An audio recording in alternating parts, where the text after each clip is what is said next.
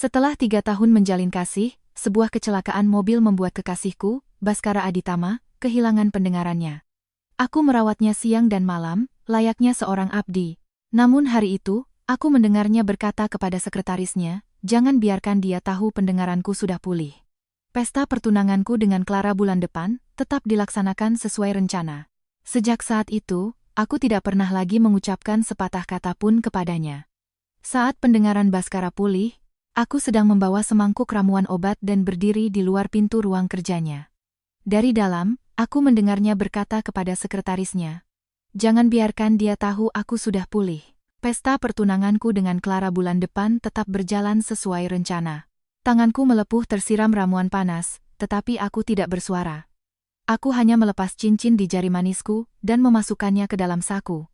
Cincin itu dipasangkan olehnya 3 tahun lalu. Saat itu, ia belum mengalami kecelakaan, berdiri di tepi pantai dengan senyum secerah mentari pagi. Ia berkata, "Bening Putri, tunggu aku melewati masa tersulit di perusahaan, aku akan menikahimu." Ternyata, bukan masa tersulit yang datang lebih dulu, melainkan kecelakaan. Malam itu, mobilnya mengalami kecelakaan di jalan tol. Kaca pecah berhamburan, wajahnya penuh darah saat didorong ke ruang gawat darurat. Ketika dokter keluar, ia memberitahuku bahwa nyawanya selamat, tetapi saraf pendengarannya rusak dan kemungkinan besar ia tidak bisa mendengar untuk sementara waktu. Keluarga tirinya menangis histeris. Hanya aku yang berlari dari UGD ke bagian rawat inap, lalu kembali ke loket pembayaran, memegang tagihan, rekam medis, dan laporan pemeriksaan. Sejak hari itu, aku menjadi orang yang paling tak terpisahkan di sisi Baskara. Aku belajar bahasa isyarat, belajar membaca gerak bibir, dan mempelajari prosedur keperawatan. Aku membagi obat-obatnya ke dalam 3 kotak untuk pagi, siang, dan malam. Ia tidak bisa mendengar alarm, jadi aku berjaga di samping tempat tidurnya. Saat ia terbangun karena mimpi buruk di tengah malam, aku akan menyalakan lampu dan menulis di telapak tangannya, "Aku di sini, jangan takut, semua akan baik-baik saja." Saat itu, aku benar-benar mengira hanya telinganya yang tuli. Aku tidak tahu, ternyata yang lebih dulu tuli bukanlah telinganya, melainkan nuraninya. Pintu ruang kerja sedikit terbuka. Sekretarisnya, Rian, berdiri di depan meja kerja dengan suara pelan, "Pak Baskara, pihak rumah sakit sudah mengubah catatan pemeriksaan. Secara resmi, kondisi Bapak dinyatakan masih memerlukan pemulihan berkelanjutan." Jika Mbak Bening bertanya, Baskara memotongnya, "Dia tidak akan bertanya." Suaranya begitu stabil, tidak seperti suara orang sakit. "Dia percaya padaku." Rian ragu. "Tapi, Mbak Bening sudah merawat Bapak selama 3 tahun ini. Kalau dia tahu Bapak sudah pulih, dan tetap akan bertunangan dengan Mbak Clara." Baskara terdiam selama 2 detik, lalu mengucapkan kalimat yang membuat seluruh tubuhku membeku. "Jangan biarkan dia tahu aku sudah pulih." Pesta pertunanganku dengan Clara bulan depan tetap berjalan sesuai rencana. Aku berdiri di luar pintu, memegang mangkuk obat. Uap panas dari ramuan itu perlahan menghilang. Jari-jariku mati rasa karena panas, tetapi seolah aku telah kehilangan indera perasaku. Rian bertanya, "Lalu bagaimana dengan Mbak Bening?" Baskara menjawab dengan nada datar, "Beri dia sejumlah uang. Dia sudah bekerja keras selama ini." "Hanya uang? Dia bukan orang yang mata duitan." Baskara tertawa kecil. "Dia akan sedih, tapi dia tidak bisa hidup tanpaku. Setelah pesta pertunangan selesai, aku akan pelan-pelan menjelaskannya padanya. Tidak bisa hidup tanpanya." Aku menunduk menatap bekas luka di punggung tanganku. Itu adalah bekas luka saat ia pertama kali lepas kendali setelah kecelakaan, memecahkan gelas, dan aku mencoba membersihkan pecahannya. Saat itu ia tidak bisa mendengar, matanya penuh amarah. Aku memeluk bahunya dan berulang kali berkata, "Tidak apa-apa, aku tidak sakit." Ia tidak bisa mendengarnya. Tapi sekarang aku sadar, bukan berarti ia tidak pernah bisa mendengar. Ia hanya memilih untuk tidak mendengar. Tidak mendengar keluh kesahku, tidak mendengar kelelahanku, tidak mendengar suara hidupku yang perlahan-lahan aku korbankan untuknya. Saat aku berbalik, ujung lengan bajuku menyentuh alat transkripsi suara ke teks yang ada di dekat pintu. Itu adalah alat yang kubeli untuknya. Setelah kecelakaan, ia tidak bisa mendengar, dan aku takut ia melewatkan percakapan orang lain, jadi aku memasang perangkat transkripsi sinkron di ruang kerja, kamar tidur, dan ruang rawat inap. Selama perangkat itu menyala, suara di sekitarnya akan otomatis diubah menjadi teks dan dikirim ke ponselku, memudahkan aku untuk merangkum catatan komunikasi untuknya. Layarnya masih menyala. Percakapan tadi tersimpan kata demi kata. Jangan biarkan dia tahu aku sudah pulih. Pesta pertunanganku dengan Clara bulan depan tetap berjalan sesuai rencana. Melihat dua baris kalimat itu, aku tiba-tiba ingin tertawa. 3 tahun, demi ketidakmampuannya mendengar, aku mengubah diriku menjadi mesin penerjemah yang siap sedia kapanpun dipanggil.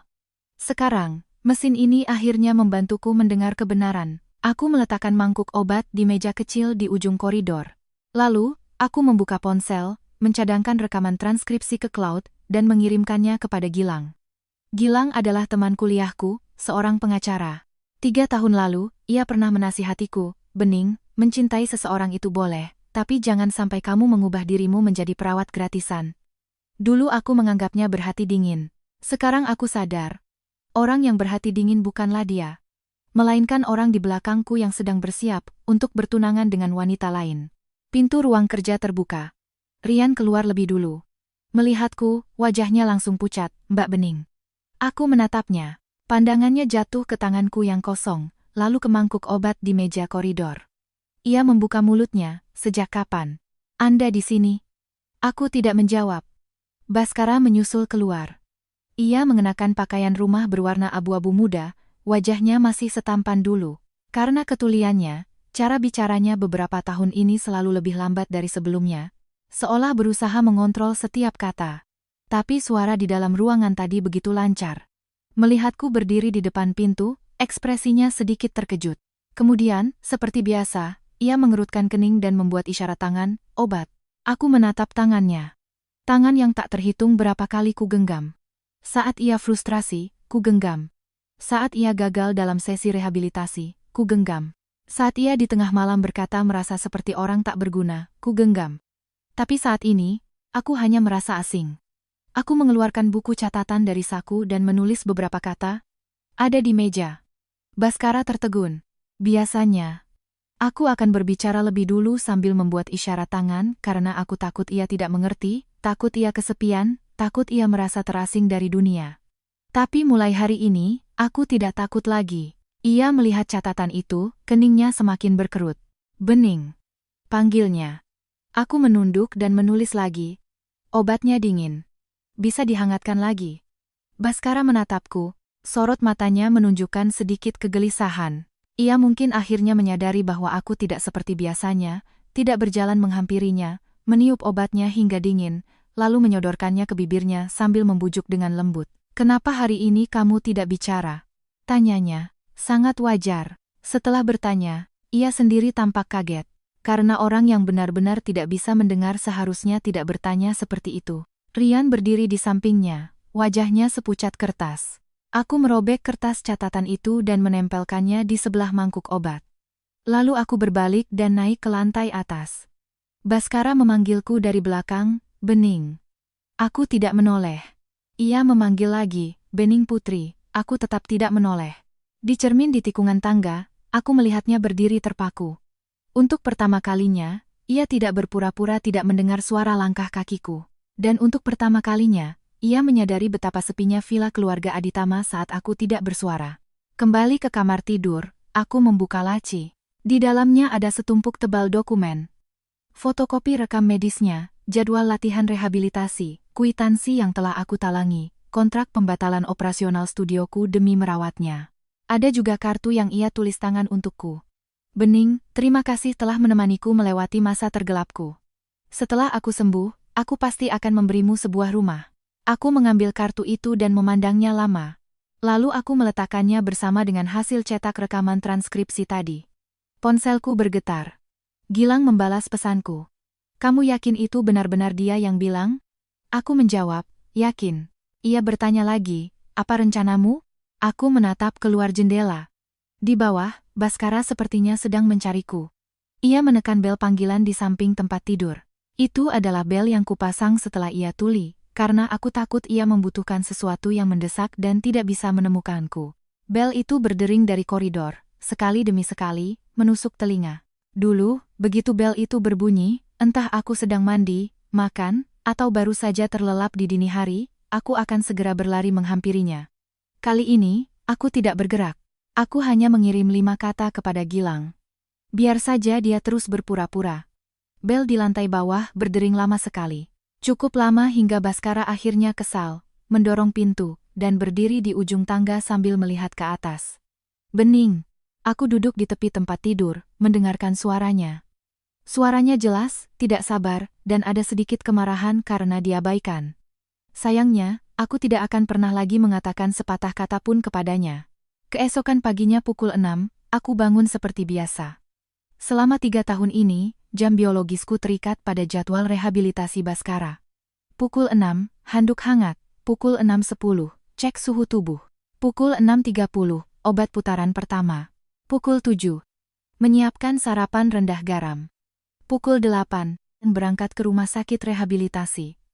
Dulu, hal pertama yang kulakukan setelah bangun adalah memeriksa apakah ia tidur nyenyak. Hari ini, aku duduk di tepi tempat tidur dan menghapus satu persatu jadwal di ponselku.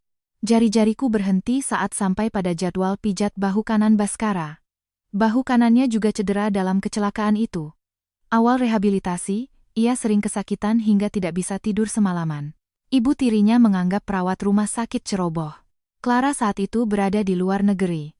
Semua orang di keluarga Aditama hanya bisa berdiri di luar pintu sambil mendesah. Hanya aku yang setiap hari membantunya dengan kompres panas. Memijatnya selama 2 jam non-stop hingga pergelangan tanganku pegal dan tak kuat memegang sumpit. Saat itu, ia bertanya dengan bahasa isyarat, "Apa aku merepotkanmu?" Aku menjawab, "Tidak." Aku bahkan tersenyum dan berbohong padanya, "Kalau kamu benar-benar merasa tidak enak, nanti belikan saja aku rumah yang besar." Ia menggenggam tanganku dan menulis di telapaknya, "Bukan hanya rumah, tapi juga pernikahan." Sekarang kalau dipikir-pikir, sungguh memalukan melihat kembali betapa tulusnya diriku saat itu, setelah aku sadar. Aku menghapus jadwal itu juga. Terdengar suara gelas diletakkan di atas meja dari lantai bawah. Baskara sepertinya sudah bangun. Aku tidak turun. 10 menit kemudian, pesan masuk di ponselku darinya. Sarapan. Dulu ya jarang menjermiku pesen, karena ia tahu, jauh ia menekan bel, aku akan muncul. Aku mengambil ponsel dan membalas, kulkas rak kedua ada bubur. Microwave 3 menit. Obat di sisi kiri meja makan. Ia cepat membalas. Kamu tidak turun? Aku menulis. Hari ini ada jadwal pemeriksaan di rumah sakit. Ganti baju sendiri. Di bagian atas kotak obrolan, terus muncul tulisan sedang mengetik, lalu dihapus, lalu diketik lagi. Akhirnya, ia hanya mengirim satu kalimat. Kamu kenapa? Aku tidak membalas. Pukul 8 pagi, aku mengantarnya ke rumah sakit rehabilitasi. Suasana di dalam mobil begitu sunyi. Dulu, sepanjang perjalanan ini, aku akan memberitahunya jadwal hari itu. Meskipun ia tidak bisa mendengar, aku tetap akan berbicara. Aku selalu merasa suara juga merupakan sebuah bentuk teman.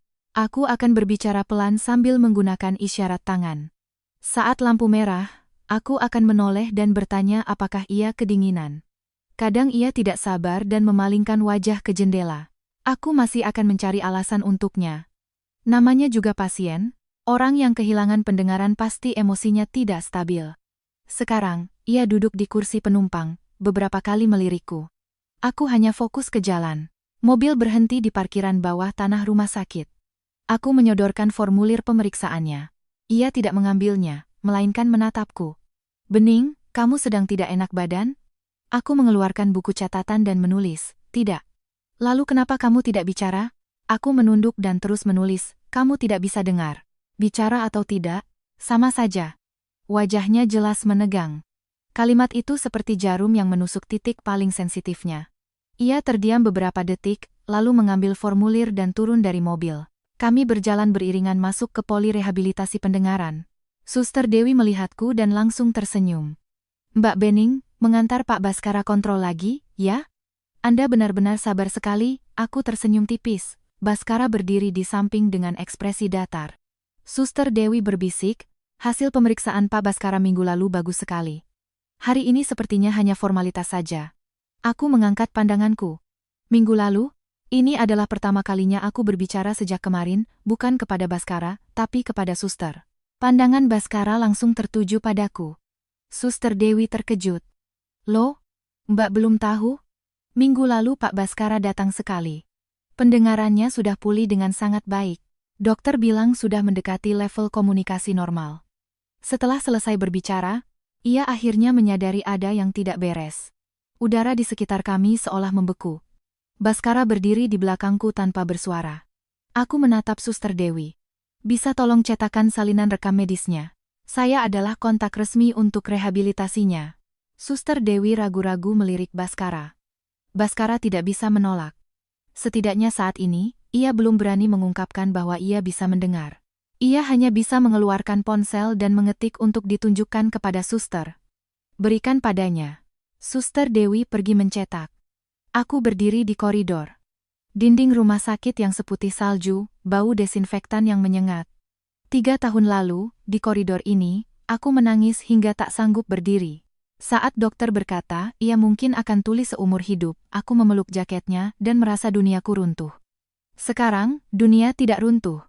Hanya saja, aku akhirnya berhasil merangkak keluar dari reruntuhan dan melihat bahwa yang hancur adalah diriku sendiri. Rekam medis segera tercetak.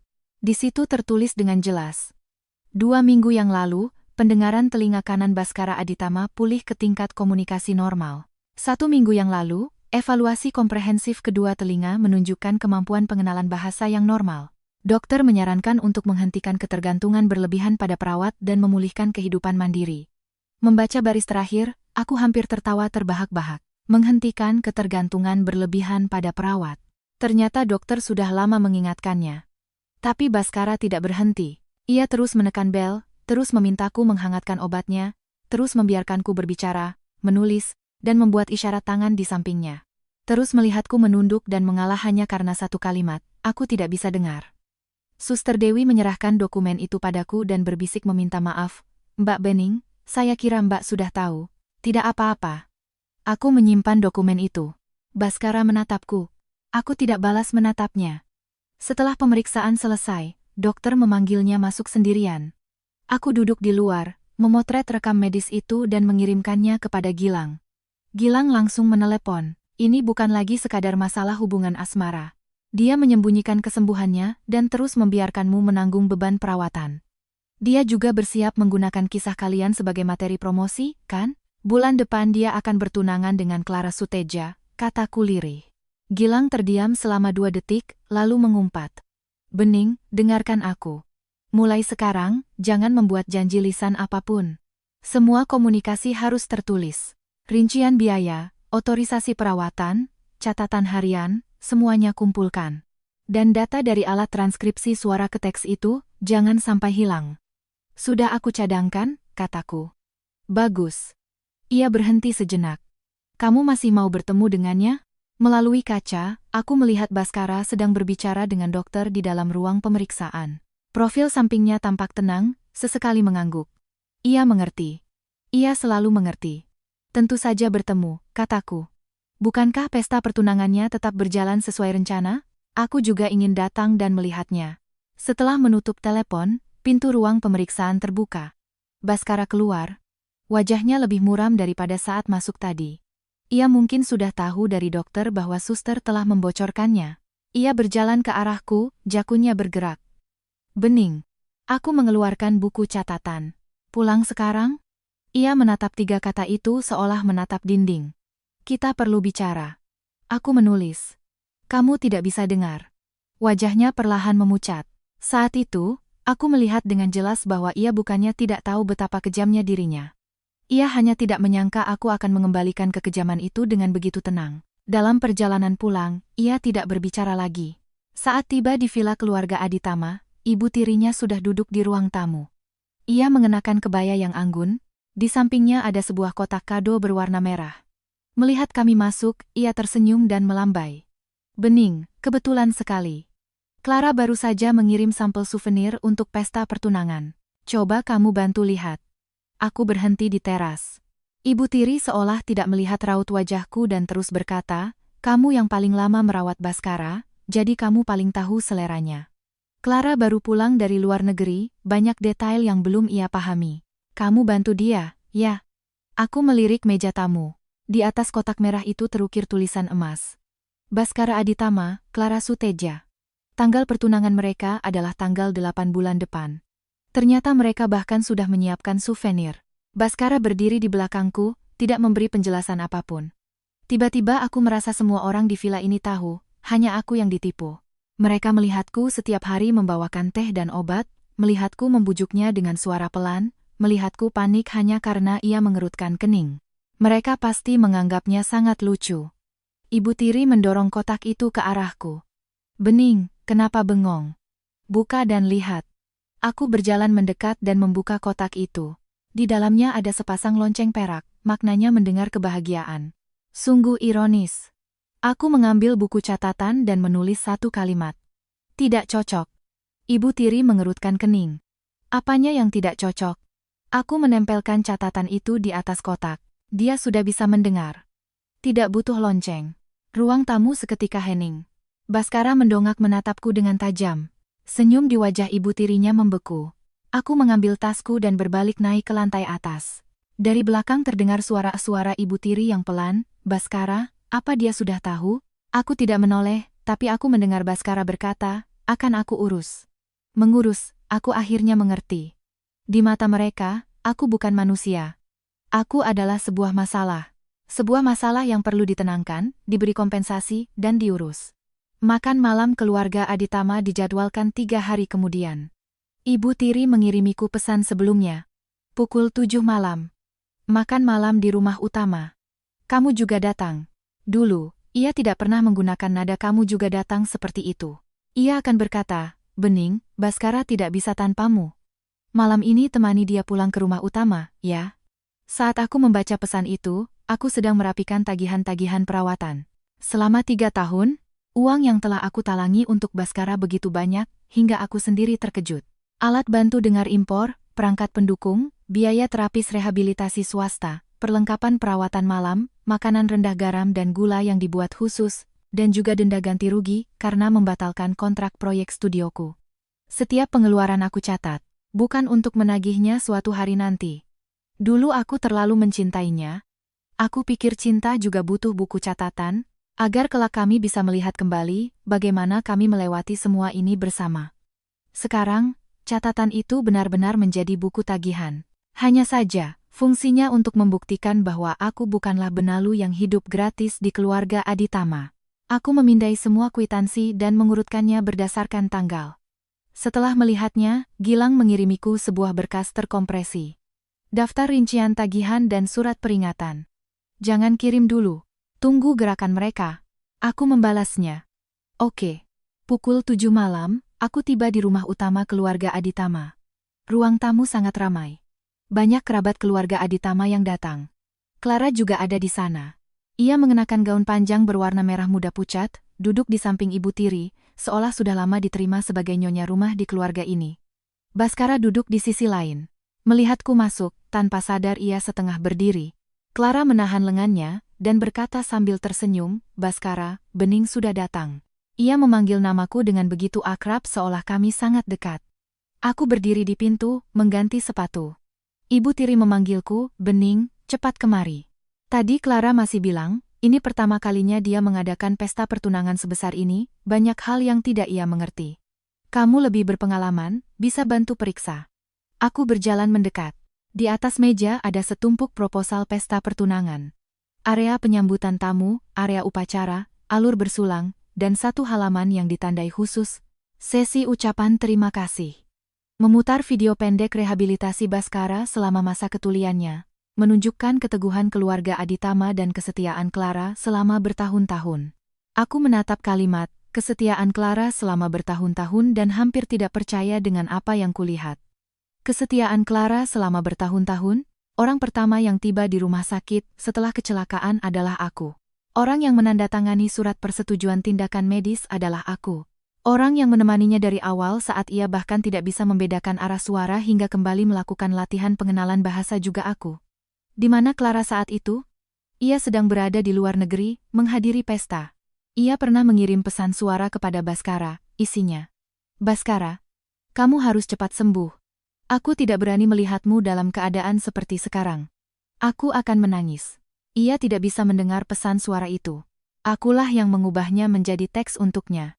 Saat itu, aku bahkan masih membela Clara. Dia hanya terlalu sedih. Sekarang kalau dipikir-pikir, kesedihan juga ada tingkatannya. Ada yang sedih sampai tidak berani melihat, ada yang sedih sampai tidak berani pergi. Ibu tiri mendorong proposal itu ke arahku. Bening, video rehabilitasi ini kamu yang paling paham. Kamu bantu kumpulkan materinya. Nanti pembawa acara akan mengucapkan terima kasih kepadamu, karena bagaimanapun juga kamu sudah bekerja keras. Tante dari pihak keluarga Baskara tertawa. Iya, Bening ini anak yang rajin. Saat masa-masa sulit Baskara, dia merawatnya seperti istri muda. Kerabat lain menimpali, tapi istri muda tetaplah istri muda. Pernikahan tetap harus setara, Clara dan Baskara itu yang tumbuh bersama sejak kecil. Clara menunduk dan berkata dengan lembut, "Tante, jangan berkata seperti itu." Nanti Bening sedih mendengarnya. Sudut bibirnya menyunggingkan senyuman. Ibu tiri menghela napas. Aku tahu dia sedih. Makanya hari ini, aku memanggilnya datang juga untuk meluruskan masalah ini. Ia mengeluarkan sebuah dokumen dari tasnya dan meletakkannya di depanku. Bening, selama 3 tahun ini kamu merawat Baskara, keluarga Aditama tidak akan merugikanmu. Ini perjanjian kompensasi.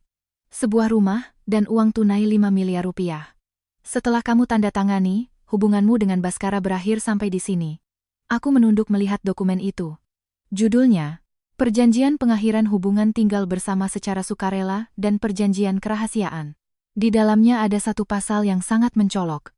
Bening Putri tidak boleh mengungkapkan kepada pihak ketiga manapun privasi Baskara Aditama selama masa rehabilitasi, termasuk kondisi pemulihan pendengaran, catatan rehabilitasi, dan pengaturan internal keluarga Aditama. Setelah selesai membaca, aku menatap Baskara. Ia duduk di sana dengan wajah muram. Tapi ia tidak menghentikannya. Perjanjian ini tidak mungkin dibuat mendadak oleh ibu tirinya. Ia tahu. Ia mengizinkannya. Bahkan mungkin ia telah melihatnya sendiri. Melihatku tidak berbicara, ibu tiri mengira aku terkejut. Nada bicaranya melunak. Bening, orang harus tahu diri. Kamu sudah menemani Baskara melewati masa sulit, kami semua ingat itu. Tapi kelak ia akan mengambil alih Aditama Medica, akan bekerja sama dengan keluarga Suteja. Orang yang ia butuhkan di sisinya adalah seseorang yang bisa berdiri sejajar dengannya, bukan wanita yang hanya bisa merawatnya. Wanita yang hanya bisa merawatnya. Tiba-tiba aku teringat 3 tahun lalu, saat Baskara baru keluar dari rumah sakit, ibu tirinya menggenggam tanganku dan menangis, "Bening, tante mohon padamu. Baskara sekarang tidak mau dekat dengan siapapun, hanya mau denganmu. Kamu jangan pernah meninggalkannya." Saat itu aku adalah penyelamat. Sekarang, setelah ia sembuh, aku menjadi wanita yang hanya bisa merawatnya. Clara dengan lembut mendorong sebuah pena ke arahku. "Bening, tante sudah sangat menjaga perasaanmu. 5 miliar itu bukan jumlah yang sedikit. Kamu masih muda, ambil uang itu dan mulai hidup baru, bukankah itu lebih baik?" Aku menatap pena itu, tidak bergerak. Baskara akhirnya angkat bicara. "Bening, tanda tangani saja." Suaranya rendah. "Aku akan memberimu kompensasi tambahan." Aku menatapnya. Ia mungkin lupa. Orang yang tidak bisa mendengar, seharusnya tidak bisa menyahut dengan begitu tepat di tengah obrolan ramai ibu tiri dan Clara. Aku tidak membongkarnya. Aku hanya mengeluarkan buku catatan dan perlahan menulis satu baris kalimat. "Perjanjian ini saya bawa pulang untuk dipelajari." Ibu tiri mengerutkan kening. "Apa yang perlu dipelajari? Apa kami akan menipumu?" Aku menulis lagi. "Karena ini adalah perpisahan yang bermartabat, maka izinkan saya mencari pengacara."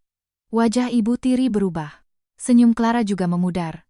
Baskara menatapku dengan ekspresi rumit. Aku menutup perjanjian itu dan memasukkannya ke dalam tas. Paman Baskara tiba-tiba berkata dengan dingin, "Mbak Bening, jangan terlalu serakah. Kamu merawat Baskara secara sukarela. Dulu tidak ada yang menodongkan pisau padamu." Aku mengangguk, mengeluarkan selembar kertas lain dan menulis, "Maka sekarang saya berhenti secara sukarela." Meja itu menjadi sunyi senyap. Ibu tiri berdiri dengan kaget. "Apa maksudmu?" Aku terus menulis. "Mulai besok, untuk urusan perawatan, rehabilitasi, pendampingan, dan pengingat obat Baskara Aditama, silakan keluarga Aditama mencari tenaga profesional lain." Suara ibu tiri bergetar karena marah. "Bening Putri, jangan lupa, Baskara sekarang tidak bisa mendengar." Aku menatapnya, lalu menulis kalimat terakhir malam itu, "Benarkah?" Kertas itu kusodorkan ke tengah meja. Wajah Baskara perlahan memucat. Clara menggenggam erat gelas anggurnya. Aku berdiri, mengambil tasku. Aku tidak makan sesuapun malam itu. Saat berjalan ke pintu, Ibu Tiri berteriak dari belakang, "Bening, jika kamu melangkah keluar hari ini, jangan pernah menyesal." Aku tidak menoleh. Angin di halaman terasa dingin. Aku memotret perjanjian kompensasi itu dan mengirimkannya kepada Gilang. Ia cepat membalas. "Bagus." Mereka yang lebih dulu menyodorkan pisaunya. Aku duduk di dalam mobil. Tiba-tiba, batu yang menekan dadaku selama 3 tahun terasa terangkat. Saat aku baru menyalakan mobil, Baskara mengejarku. Ia berdiri di depan mobil, menghalangi jalan. Rintik hujan jatuh di bahunya. Ia menatapku, matanya akhirnya menunjukkan kepanikan. "Bening, kita tidak berakhir seperti ini." Aku menurunkan kaca jendela. Ia melangkah maju, tapi aku hanya menyodorkan selembar kertas bertuliskan, "Minggir." Ia menatap dua kata itu lama sekali, tidak bergerak. Aku membunyikan klakson. Suara yang memekakkan telinga memecah keheningan malam yang basah oleh hujan. Tanpa sadar, ia menoleh ke samping. Saat itu, aku tersenyum. Ia bisa mendengarnya. Tentu saja ia bisa mendengarnya. Keesokan harinya, aku membatalkan perpanjangan otomatis semua layanan rehabilitasi swasta Baskara. Ketika terapis pribadinya menelepon, nadanya sangat terkejut. "Mbak Bening, bukankah sesi Pak Baskara selalu Anda yang urus perpanjangannya? Bulan ini masih ada latihan leher dan bahu, penguatan pengenalan bahasa, dan konseling psikologis, 3 sesi. Mulai sekarang, silakan hubungi langsung Pak Baskara atau keluarganya," kataku. Terapis itu berhenti sejenak. "Tapi, Pak Baskara sebelumnya bilang semua pengaturan hubungi Anda saja. Mulai hari ini, tidak lagi." Setelah menutup telepon, aku menyimpan tangkapan layar pembatalan itu. Selanjutnya, aku menghubungi perusahaan penyedia jasa rumah tangga untuk menghentikan pembayaran jasa asisten rumah tangga malam di villa keluarga Aditama. Asisten itu bernama Bibi Lastri, tugasnya merawat Baskara di malam hari. Sebenarnya, sebagian besar waktu akulah yang melakukannya. Bibi Lastri hanya membantu mencuci pakaian dan merapikan kamar, tetapi biayanya selalu dipotong dari kartu. Dulu Ibu Tiri berkata, "Bening, kamu talangi dulu, nanti tante suruh bagian keuangan menggantinya sekaligus." Nanti itu berlangsung selama 3 tahun, dan aku tidak pernah menerima 1 rupiah pun. Dulu aku malu untuk menagih, selalu merasa membicarakan uang akan merusak hubungan. Sekarang aku sadar, tidak membicarakan uang justru merusak diriku sendiri. Pukul 10 pagi, Baskara mengirim pesan. "Bibi Lastri bilang kamu menghentikan pembayarannya." Aku membalas, "Iya." Ia bertanya, "Kenapa?" Aku menjawab, "Dia adalah perawat di rumahmu." Ia lama tidak membalas.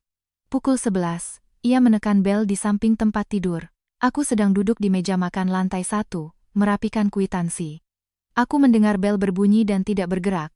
Bel berbunyi 3 kali, lalu terdengar suara gelas pecah dari lantai atas.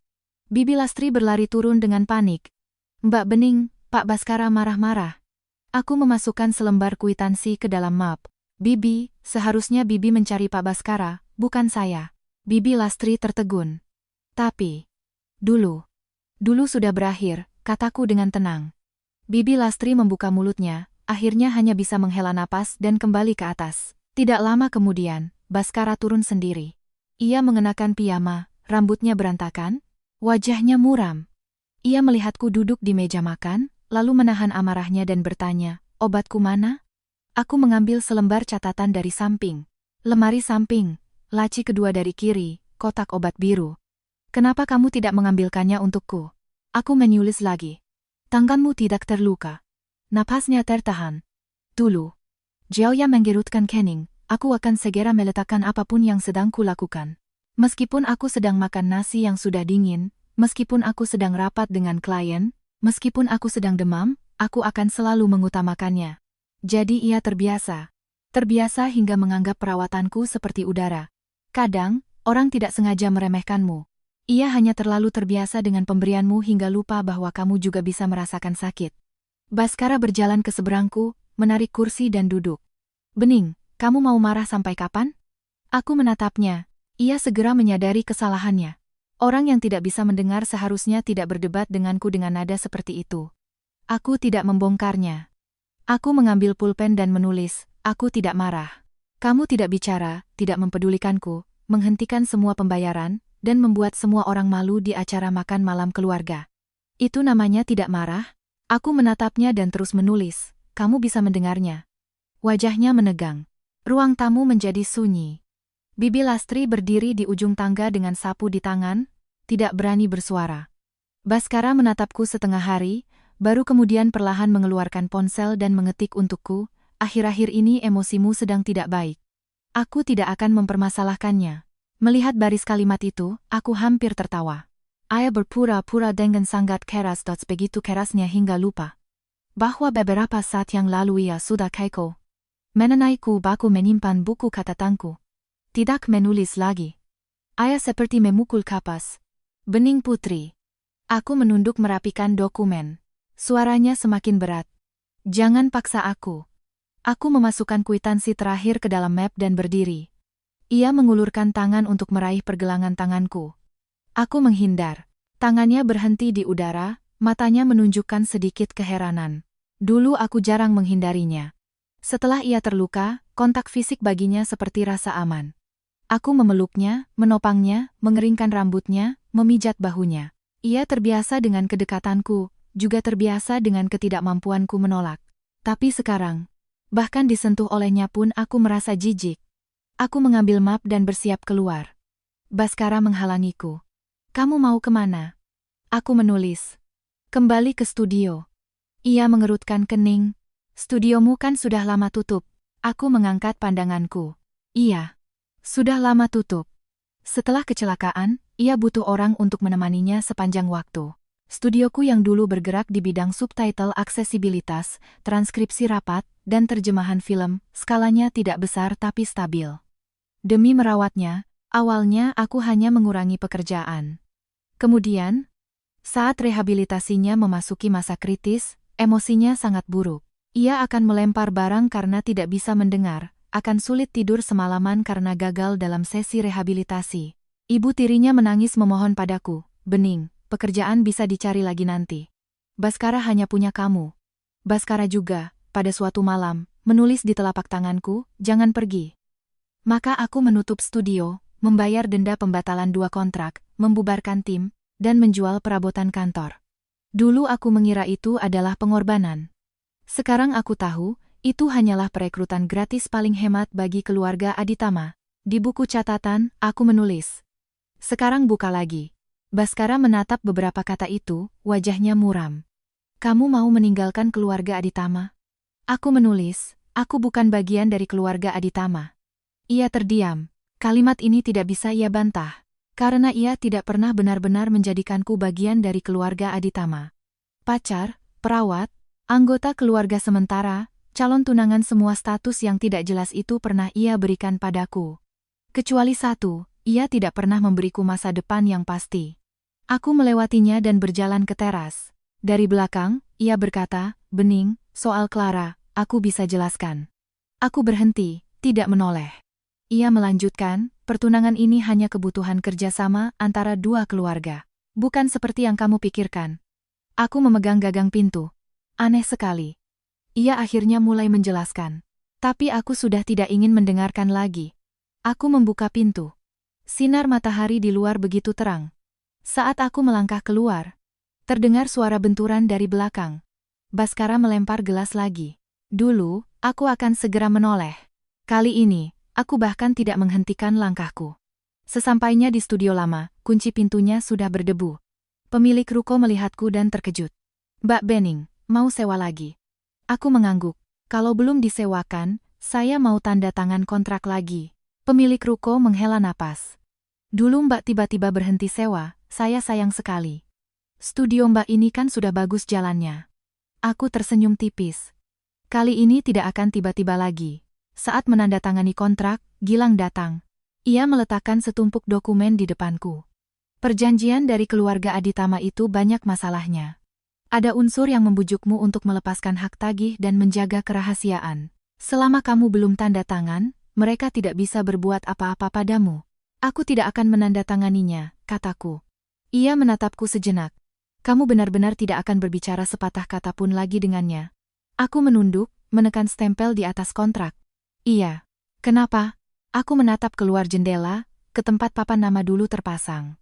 Dulu di sana tergantung tulisan studio transkrip Bening. Kemudian, aku sendiri yang menurunkannya. Karena, kataku, Dia adalah orang yang paling pandai memanfaatkan suaraku.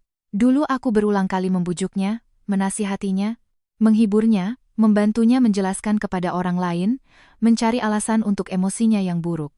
Sekarang, aku akan mengambil kembali suaraku. Sore harinya, Baskara mengirim pesan.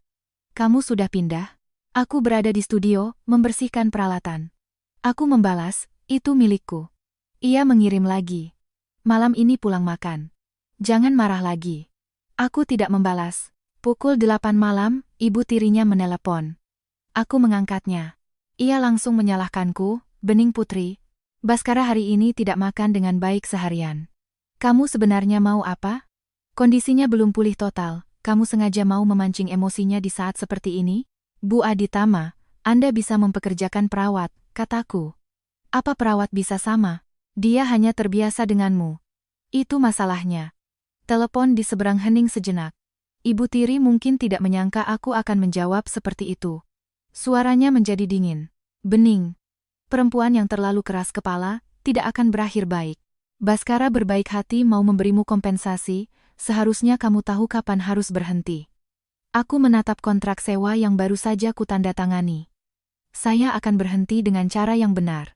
Saya akan mengambil kembali uang saya, pekerjaan saya, dan hidup saya. Setelah selesai, aku menutup telepon. Ini adalah terakhir kalinya aku berbicara baik-baik dengan ibu tirinya. Dan untuk Baskara, aku tetap tidak memberikan sepatah kata pun padanya. Clara Sutedja mengajakku bertemu di sebuah butik gaun mewah. Pesan itu bukan darinya, melainkan dari ibu tiri. Clara hari ini fitting gaun pertunangan. Baskara juga pergi, kamu yang paling tahu kondisi tubuh Baskara, datanglah bantu lihat ukurannya. Saat membaca pesan itu, aku sedang mengelap meja di studio. Ruangan lama itu penuh debu. Sinar matahari masuk melalui celah-celah kerai, seperti garis-garis tipis. Awalnya aku tidak mau pergi. Tapi Gilang berkata, pergi saja. Kalau mereka sengaja memberimu bukti, kenapa tidak kamu lihat? Maka, pukul 3 sore, aku tiba di butik itu. Staf mengantarku ke ruang ganti VIP. Begitu masuk, aku melihat Clara berdiri di depan cermin. Ia mengenakan gaun model mermaid berwarna putih, bahunya ramping, riasannya sempurna. Baskara duduk di sofa.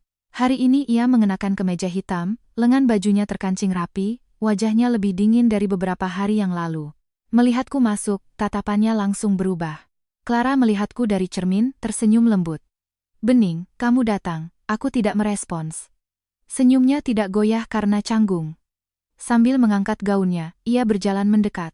Bantu aku lihat, apa ini terlalu formal? Tante bilang pesta pertunangan harus megah, tapi aku takut Baskara tidak suka yang terlalu berlebihan. Sambil berbicara, ia menatap Baskara. Baskara, bagaimana menurutmu? Baskara tidak langsung menjawab. Ia mungkin masih ingat bahwa ia harus berpura-pura. Clara dengan santai mengambil ponsel dan mengetik untuknya. Bagaimana menurutmu gaun ini? Baskara melihatnya, lalu mengangguk. Boleh. Setelah ia mengucapkannya, suasana hening sejenak. Staf tidak menyadarinya, tetapi senyum Clara semakin dalam. Tentu saja ia tahu Baskara bisa mendengar.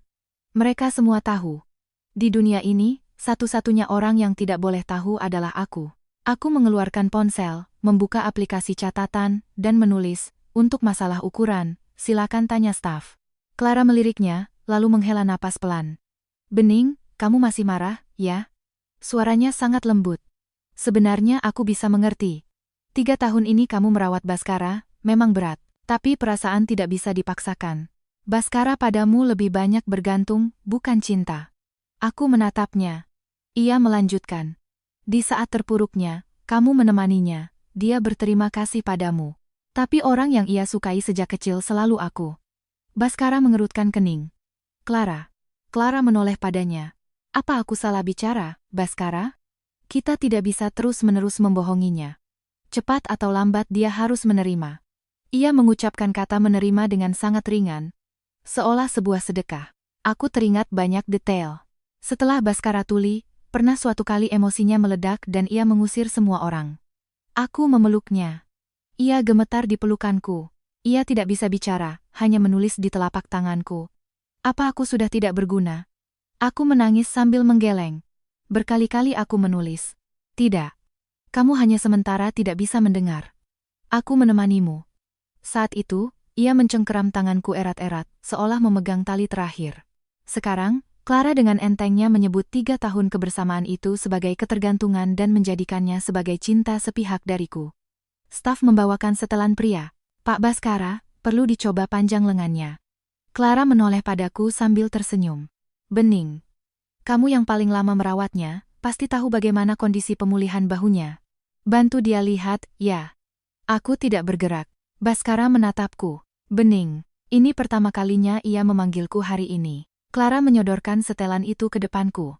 Jangan pelit begitu dong. Nanti kalau kami menikah, kami juga akan mengingat kebaikanmu. Aku menunduk menatap setelan itu. Setelan hitam pesanan khusus, dengan benang perak di ujung lengan. Sangat cocok untuk Baskara.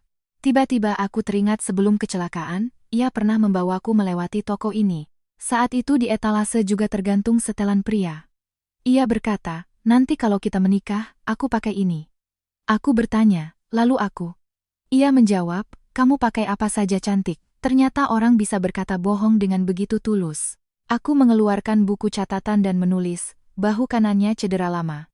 Lengan bajunya jangan terlalu sempit. Staf segera mencatatnya. Clara tersenyum puas. Lihat, kan? Kamu yang paling teliti. Aku menulis lagi.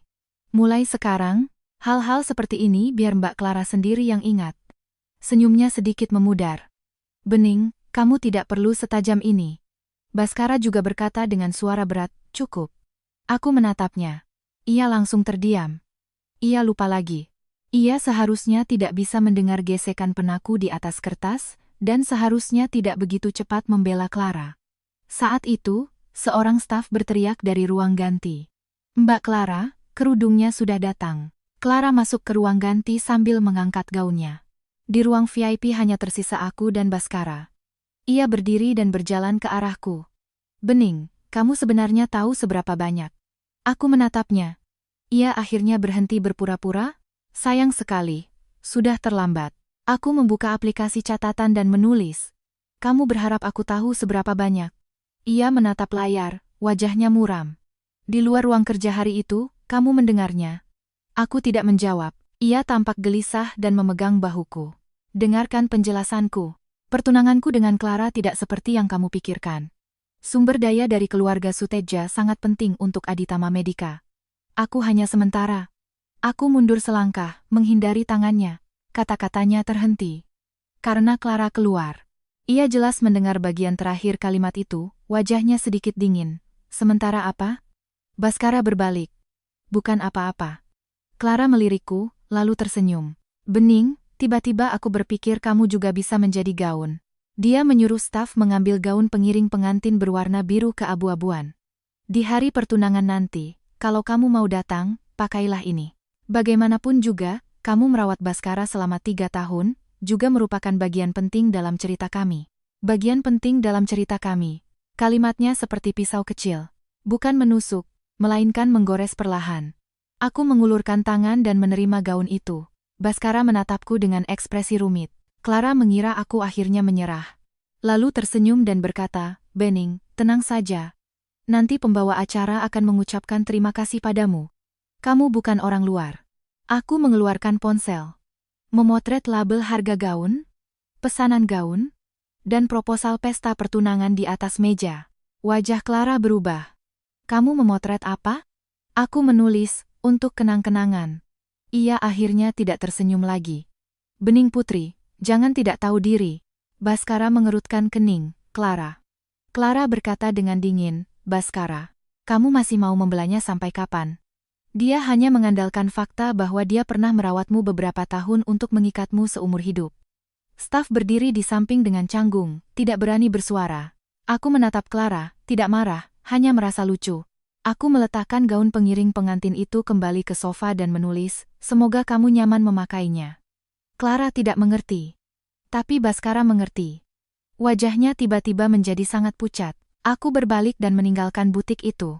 Saat berjalan ke pintu, dari dalam terdengar suara Clara yang pelan, Baskara, dia sebenarnya tahu seberapa banyak. Pesta pertunangan tidak boleh ada masalah. Baskara berkata, akan aku urus. Lagi-lagi mengurus. Mereka selalu merasa aku bisa diurus. Tapi kali ini, aku menamai file rekaman di ponselku butik gaun. Clara mengkonfirmasi pengetahuan. Bukti terakhir, bahwa Baskara berpura-pura tuli kudapatkan di ruang rawat inap rumah sakit.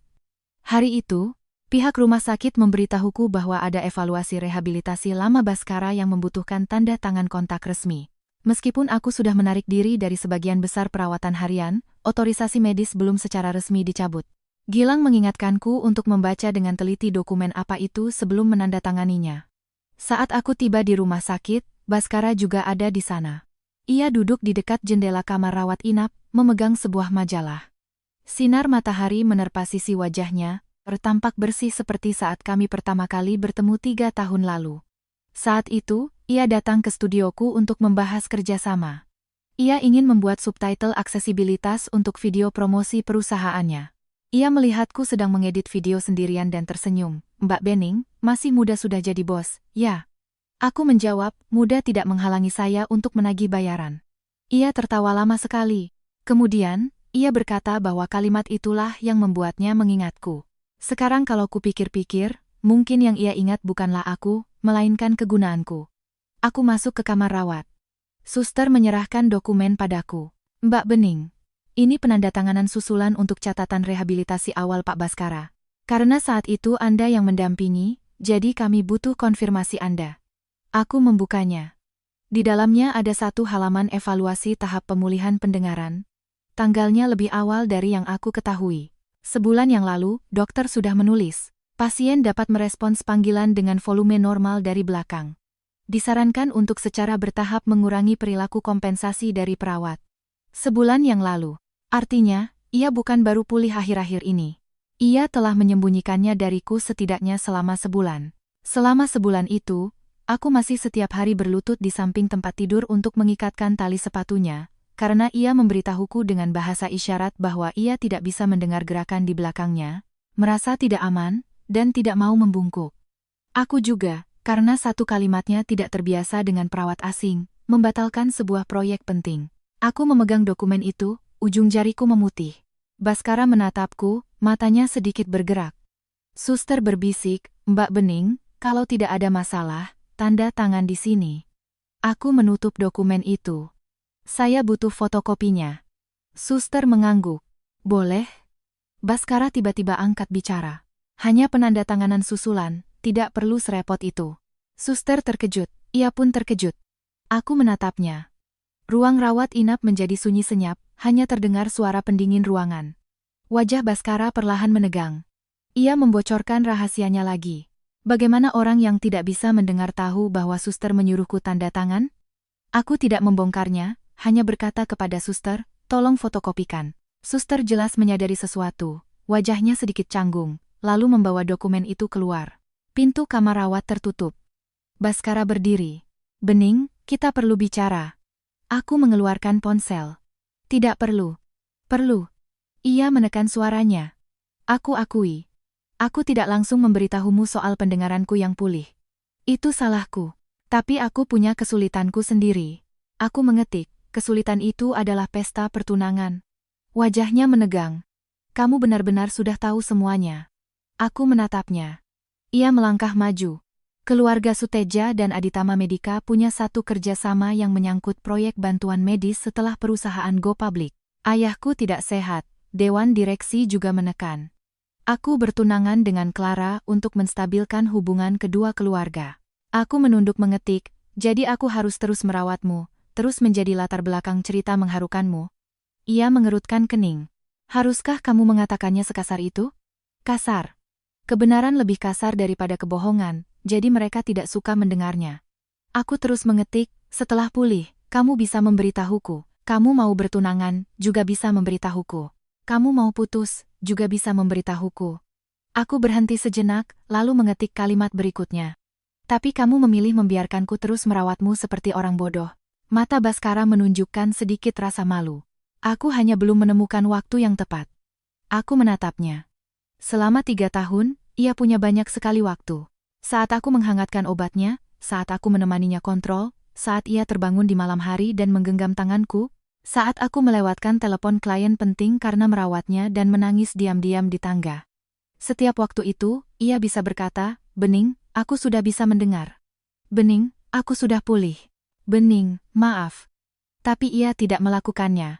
Karena ia tidak rela kehilangan perawatanku, tidak rela melepaskan keuntungan yang dibawa Clara, dan lebih tidak rela lagi mengakui kekejiannya sendiri. Saat itu, dari luar koridor terdengar percakapan suster dan dokter. Suaranya tidak keras.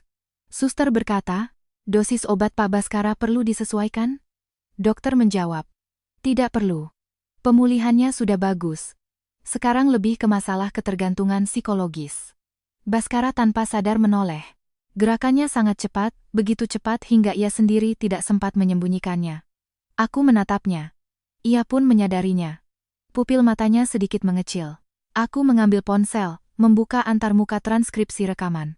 Kalimat dokter tadi sudah tersimpan secara otomatis. Dan detik saat ia menoleh, posisi kamera pengawas di depan pintu kamar rawat menghadap langsung ke jendela. Ini bukan kamera yang baru dipasang. Koridor rumah sakit selalu ada kamera. Selama 3 tahun, aku sangat mengenalnya. Karena dulu, aku sering sekali memeriksa rekaman untuk memastikan ia tidak keluar dari kamar rawat sendirian di malam hari. Dulu aku khawatir padanya. Sekarang, aku menggunakan sistem yang sama untuk melindungi diriku sendiri. Baskara melihat antarmukaku, wajahnya berubah. "Kamu merekam?" Aku mengetik. "Alat transkripsi suara ke teks ini dibeli untukmu." Napasnya memberat. "Bening, jangan begini.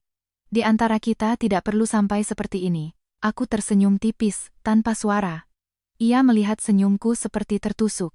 "Bicaralah." Aku menunduk. "Tidak. Maki aku juga boleh." "Tidak. Kamu sebenarnya mau apa?" Aku menatapnya, mengetik satu kalimat. "Pesta pertunangan tetap berjalan sesuai rencana." Ia tertegun. Aku menyimpan ponsel, dan berjalan ke arah pintu. Suster kebetulan kembali dengan fotokopinya. Aku menandatangani, hanya mengkonfirmasi keaslian catatan pendampingan awal, tidak menanggung tanggung jawab medis selanjutnya. Suster tertegun melihat catatan tambahan ini. "Mbak Bening, ini. Tolong arsipkan sekalian," kataku. Ini pertama kalinya aku menulis dengan begitu jelas di sebuah dokumen. Tidak menanggung tanggung jawab selanjutnya. Setelah selesai menandatangani, aku mengembalikan pulpen kepada suster. Baskara berdiri di dekat jendela, menatapku. Matanya akhirnya menunjukkan kepanikan.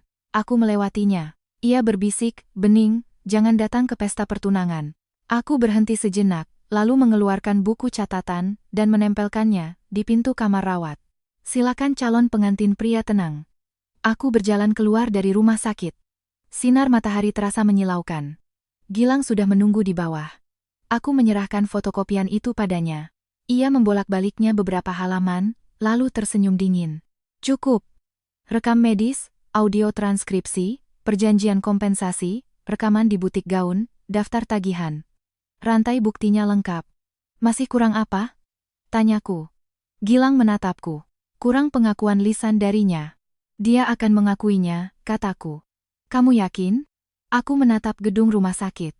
Baskara berdiri di jendela lantai atas, sedang melihat ke bawah. Melihatku mendongak, ia jelas menegang. "Dia akan membuat kesalahan kalau sudah panik," kataku. Hari aku secara resmi mencabut otorisasi medis, Ibu Tiri membuat keributan di kantor administrasi rumah sakit. Saat ia masuk, tas kulit buayanya hampir mengenai wajah staf. "Siapa yang mengizinkanmu mencabutnya?" "Bening Putri." "Atas dasar apa kamu mencabutnya?" "Kondisi Baskara selama ini kamu yang berhubungan dengan pihak rumah sakit. Sekarang kamu bilang tidak mau mengurusnya lagi, begitu saja?" Aku duduk di depan meja, menyerahkan fotokopi KTP-ku kepada staf. "Saya mengajukan pencabutan ini secara sukarela." Staf melirik Ibu Tiri, lalu berbisik, "Bu Aditama, Mbak Bening bukan kerabat sah Pak Baskara. Sebelumnya beliau hanya kontak resmi yang diberi kuasa. Beliau berhak mencabutnya." Wajah Ibu Tiri memerah. "Dia sudah merawatnya 3 tahun, sekarang bilang bukan kerabat? Dulu waktu Baskara kecelakaan, siapa yang menangis-nangis ingin tinggal? Sekarang melihat Baskara mau bertunangan, mulai jual mahal." Orang-orang di luar kantor mulai melihat. Suara Ibu Tiri sangat keras, seolah sengaja ingin didengar semua orang. "Dulu aku paling takut dengan situasi seperti ini. Asal ia menaikkan suaranya, aku akan lebih dulu meminta maaf. Karena aku takut Baskara malu, takut orang lain berkata ia cacat dan masih disusahkan oleh pacarnya, takut keluarga Aditama menganggapku tidak tahu diri. Jadi aku menelan banyak keluh kesah. Sekarang, Aku tidak menelannya lagi.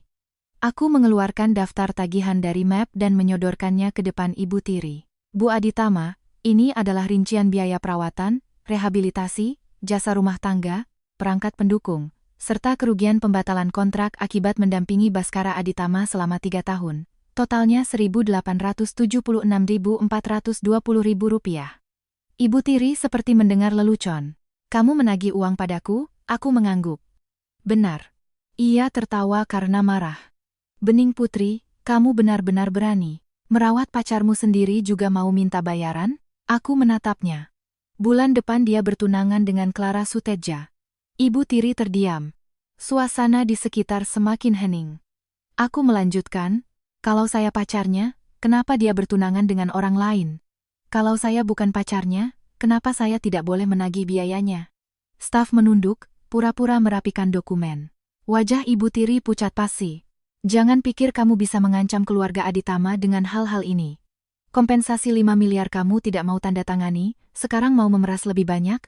Aku mengeluarkan fotokopi perjanjian kerahasiaan itu. Perjanjian ini sudah dipelajari oleh pengacara saya. Di dalamnya ada permintaan agar saya melepaskan hak tagih dan melarang saya mengungkapkan kondisi pemulihan pendengaran Baskara.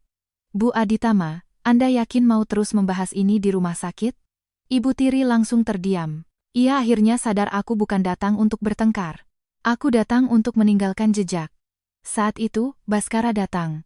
Ia sepertinya datang terburu-buru, jasnya belum terkancing rapi. Begitu masuk, ia langsung menatapku. Bening. Aku menunduk merapikan dokumen, tidak merespons. Ibu Tiri segera menemukan sandaran.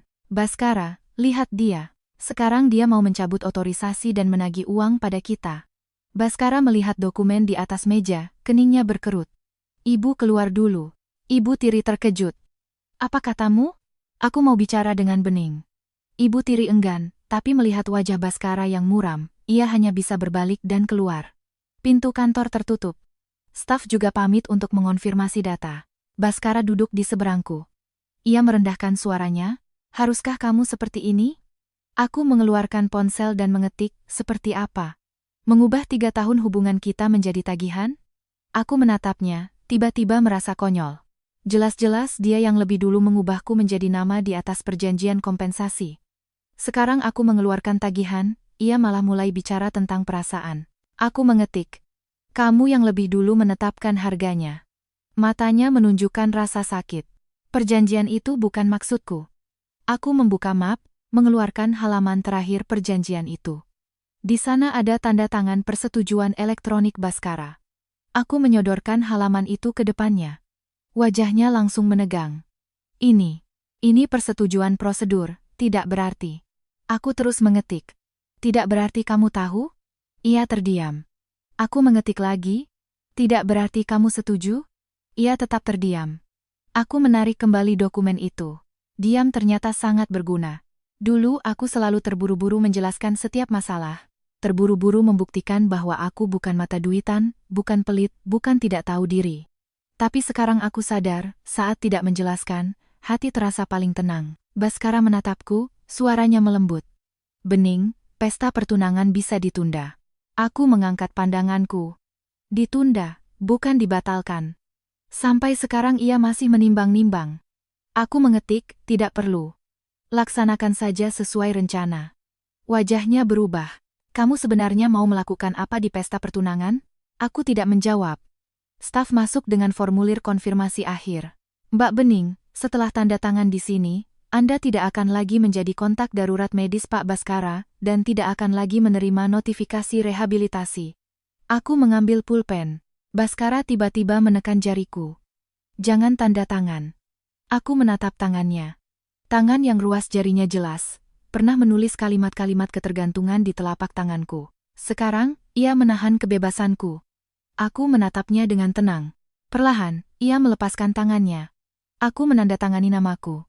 Saat 3 kata Bening Putri tertulis, aku mendengar sesuatu di dalam hatiku benar-benar putus. Staf membubuhkan stempel. Selesai. Pesan singkat segera masuk ke ponsel Baskara. Bening Putri telah mencabut status sebagai kontak resmi otorisasi medis. Ia menatap pesan itu lama sekali, tidak bergerak. Aku merapikan dokumen dan bangkit untuk pergi. Di luar kantor, Ibu tiri masih menunggu.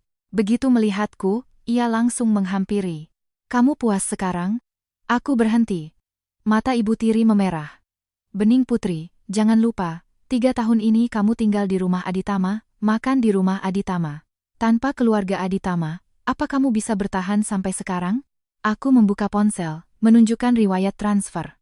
Selama 3 tahun, setiap bulan aku mentransfer sejumlah uang ke rekening rumah tangga keluarga Aditama. Kadang 20 juta, kadang 30 juta. Makanan Baskara khusus, banyak bahan impor yang kubeli. Aku menunjukkan layar ponsel kepadanya. Bu Aditama, saya tidak makan gratis. Ibu tiri melihat angka-angka itu, wajahnya berubah. Ia mungkin benar-benar tidak tahu. Atau ia tahu, tapi memilih untuk lupa. Dan saya tidak akan makan di sana lagi, kataku. Saat berjalan keluar dari rumah sakit, Gilang mengirimkan surat somasi. Penerimanya adalah Departemen Hukum Keluarga Aditama, Baskara Aditama Pribadi, dan Kantor Humas Aditama Medika. Surat itu menuntut penghentian penggunaan nama, citra, dan pengalaman pendampingan rehabilitasi Bening Putri untuk tujuan komersial atau amal apapun. Surat itu juga menuntut Baskara Aditama mengembalikan biaya-biaya yang telah ditalangi oleh Bening Putri selama 3 tahun. Pukul 4 sore, situs web Aditama Medika diam-diam menurunkan trailer film pendek Amal Kekasih Sunyi. Tapi pukul 8 malam, video itu kembali muncul. Judulnya diganti menjadi Dunia Tak Bersuara, ia menemani kembali ke cahaya. Sampul videonya adalah foto punggungku yang sedang menopang Baskara berjalan keluar dari rumah sakit. Foto itu diambil 2 tahun lalu. Dulu aku mengira itu adalah kenangan.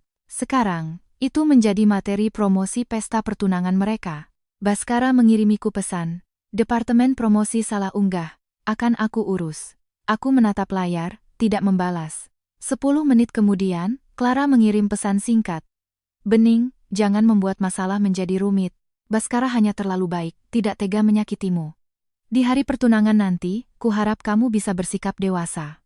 Aku menyimpan tangkapan layar pesan itu, lalu membalasnya dengan satu kata, oke, ini adalah kata terakhir yang kuucapkan pada Clara. Konferensi pers Amal diadakan seminggu sebelum pesta pertunangan. Aditama Medika memilih lokasi di sebuah galeri seni di pusat kota. Temanya mendengar cinta. Di poster, Baskara mengenakan setelan gelap, berdiri di bawah sorotan lampu.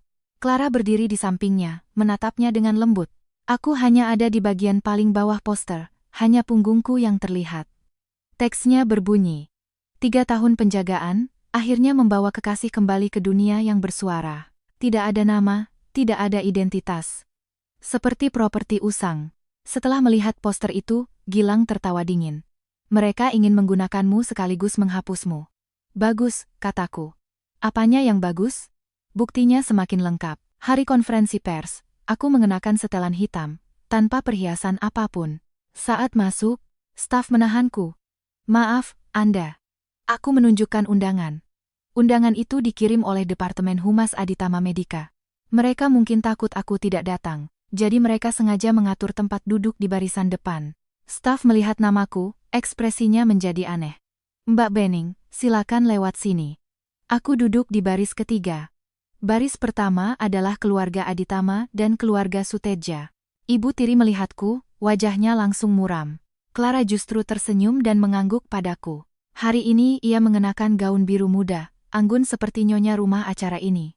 Baskara melirikku dari kejauhan sebelum naik ke panggung. Aku tidak balas menatapnya. Setelah acara dimulai, pembawa acara dengan nada yang sangat sentimental menceritakan kecelakaan Baskara. Kecelakaan itu hampir merenggut kemampuan Pak Baskara untuk berkomunikasi dengan dunia. Layar besar menampilkan foto-foto rumah sakit. Baskara di tempat tidur, aku yang sedang menulis, aku yang menemaninya latihan rehabilitasi, aku yang tertidur di koridor di tengah malam. Setiap foto itu aku ingat, karena di balik setiap foto ada malam-malam tanpa tidur yang kulalui. Pembawa acara melanjutkan, selama masa-masa yang panjang ini, Mbak Clara Suteja selalu diam-diam mendampingi, dan bersama Pak Baskara memprakarsai proyek Amal Mendengar Cinta. Tepuk tangan membahana. Aku duduk di tengah riuh tepuk tangan, tiba-tiba merasa sedikit linglung. Ternyata mencuri pengorbanan seseorang tidak perlu cara yang canggih. Cukup dengan orang itu yang terbiasa diam, cukup dengan orang itu yang terbiasa mundur ke belakang orang lain. Baskara berdiri di atas panggung, ekspresinya sedikit tidak wajar. Clara mengambil alih mikrofon. Sebenarnya, Baskara bisa sampai di titik ini berkat bantuan banyak orang.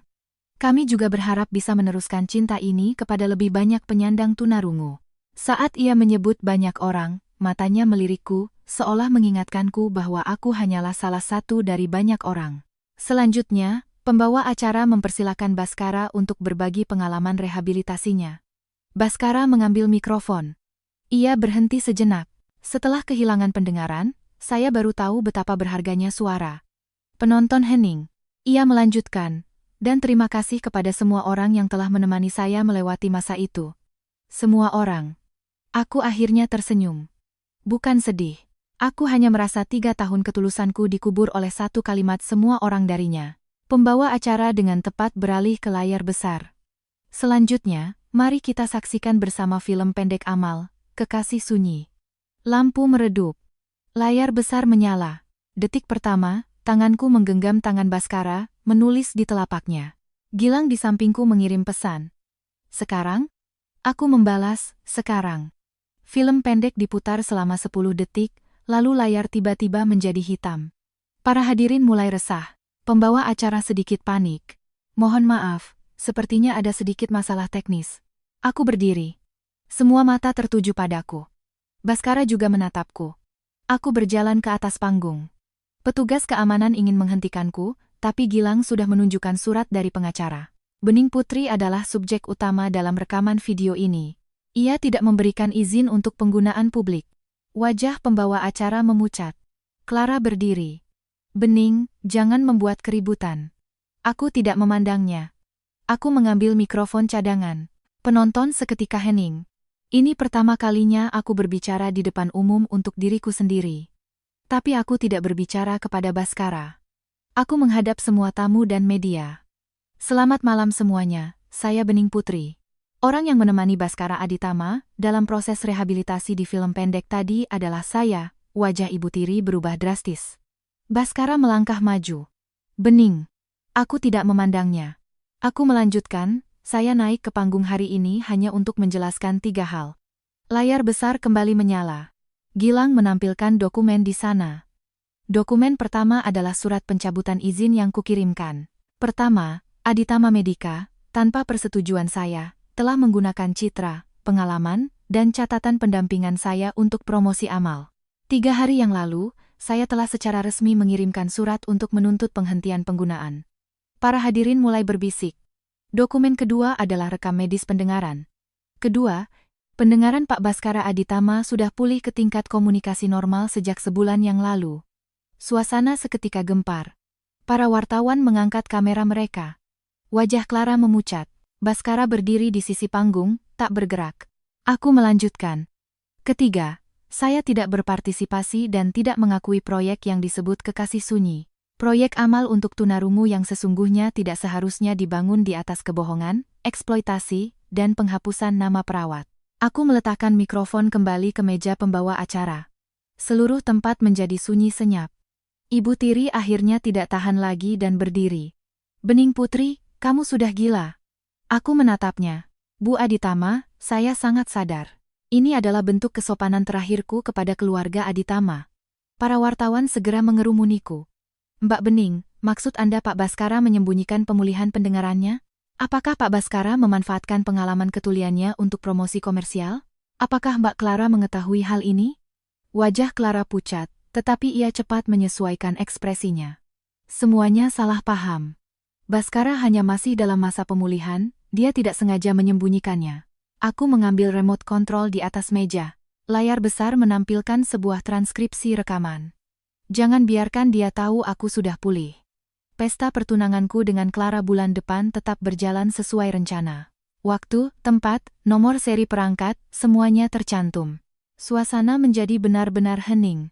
Kali ini, bahkan Clara tidak bisa berkata apa-apa lagi. Baskara akhirnya berjalan ke arahku. Suaranya sangat rendah. Bening. Cukup. Aku menatapnya, lalu mengeluarkan buku catatan dari tasku, menulis 1 kalimat, dan menyerahkannya padanya. Belum sampai di pesta pertunangan.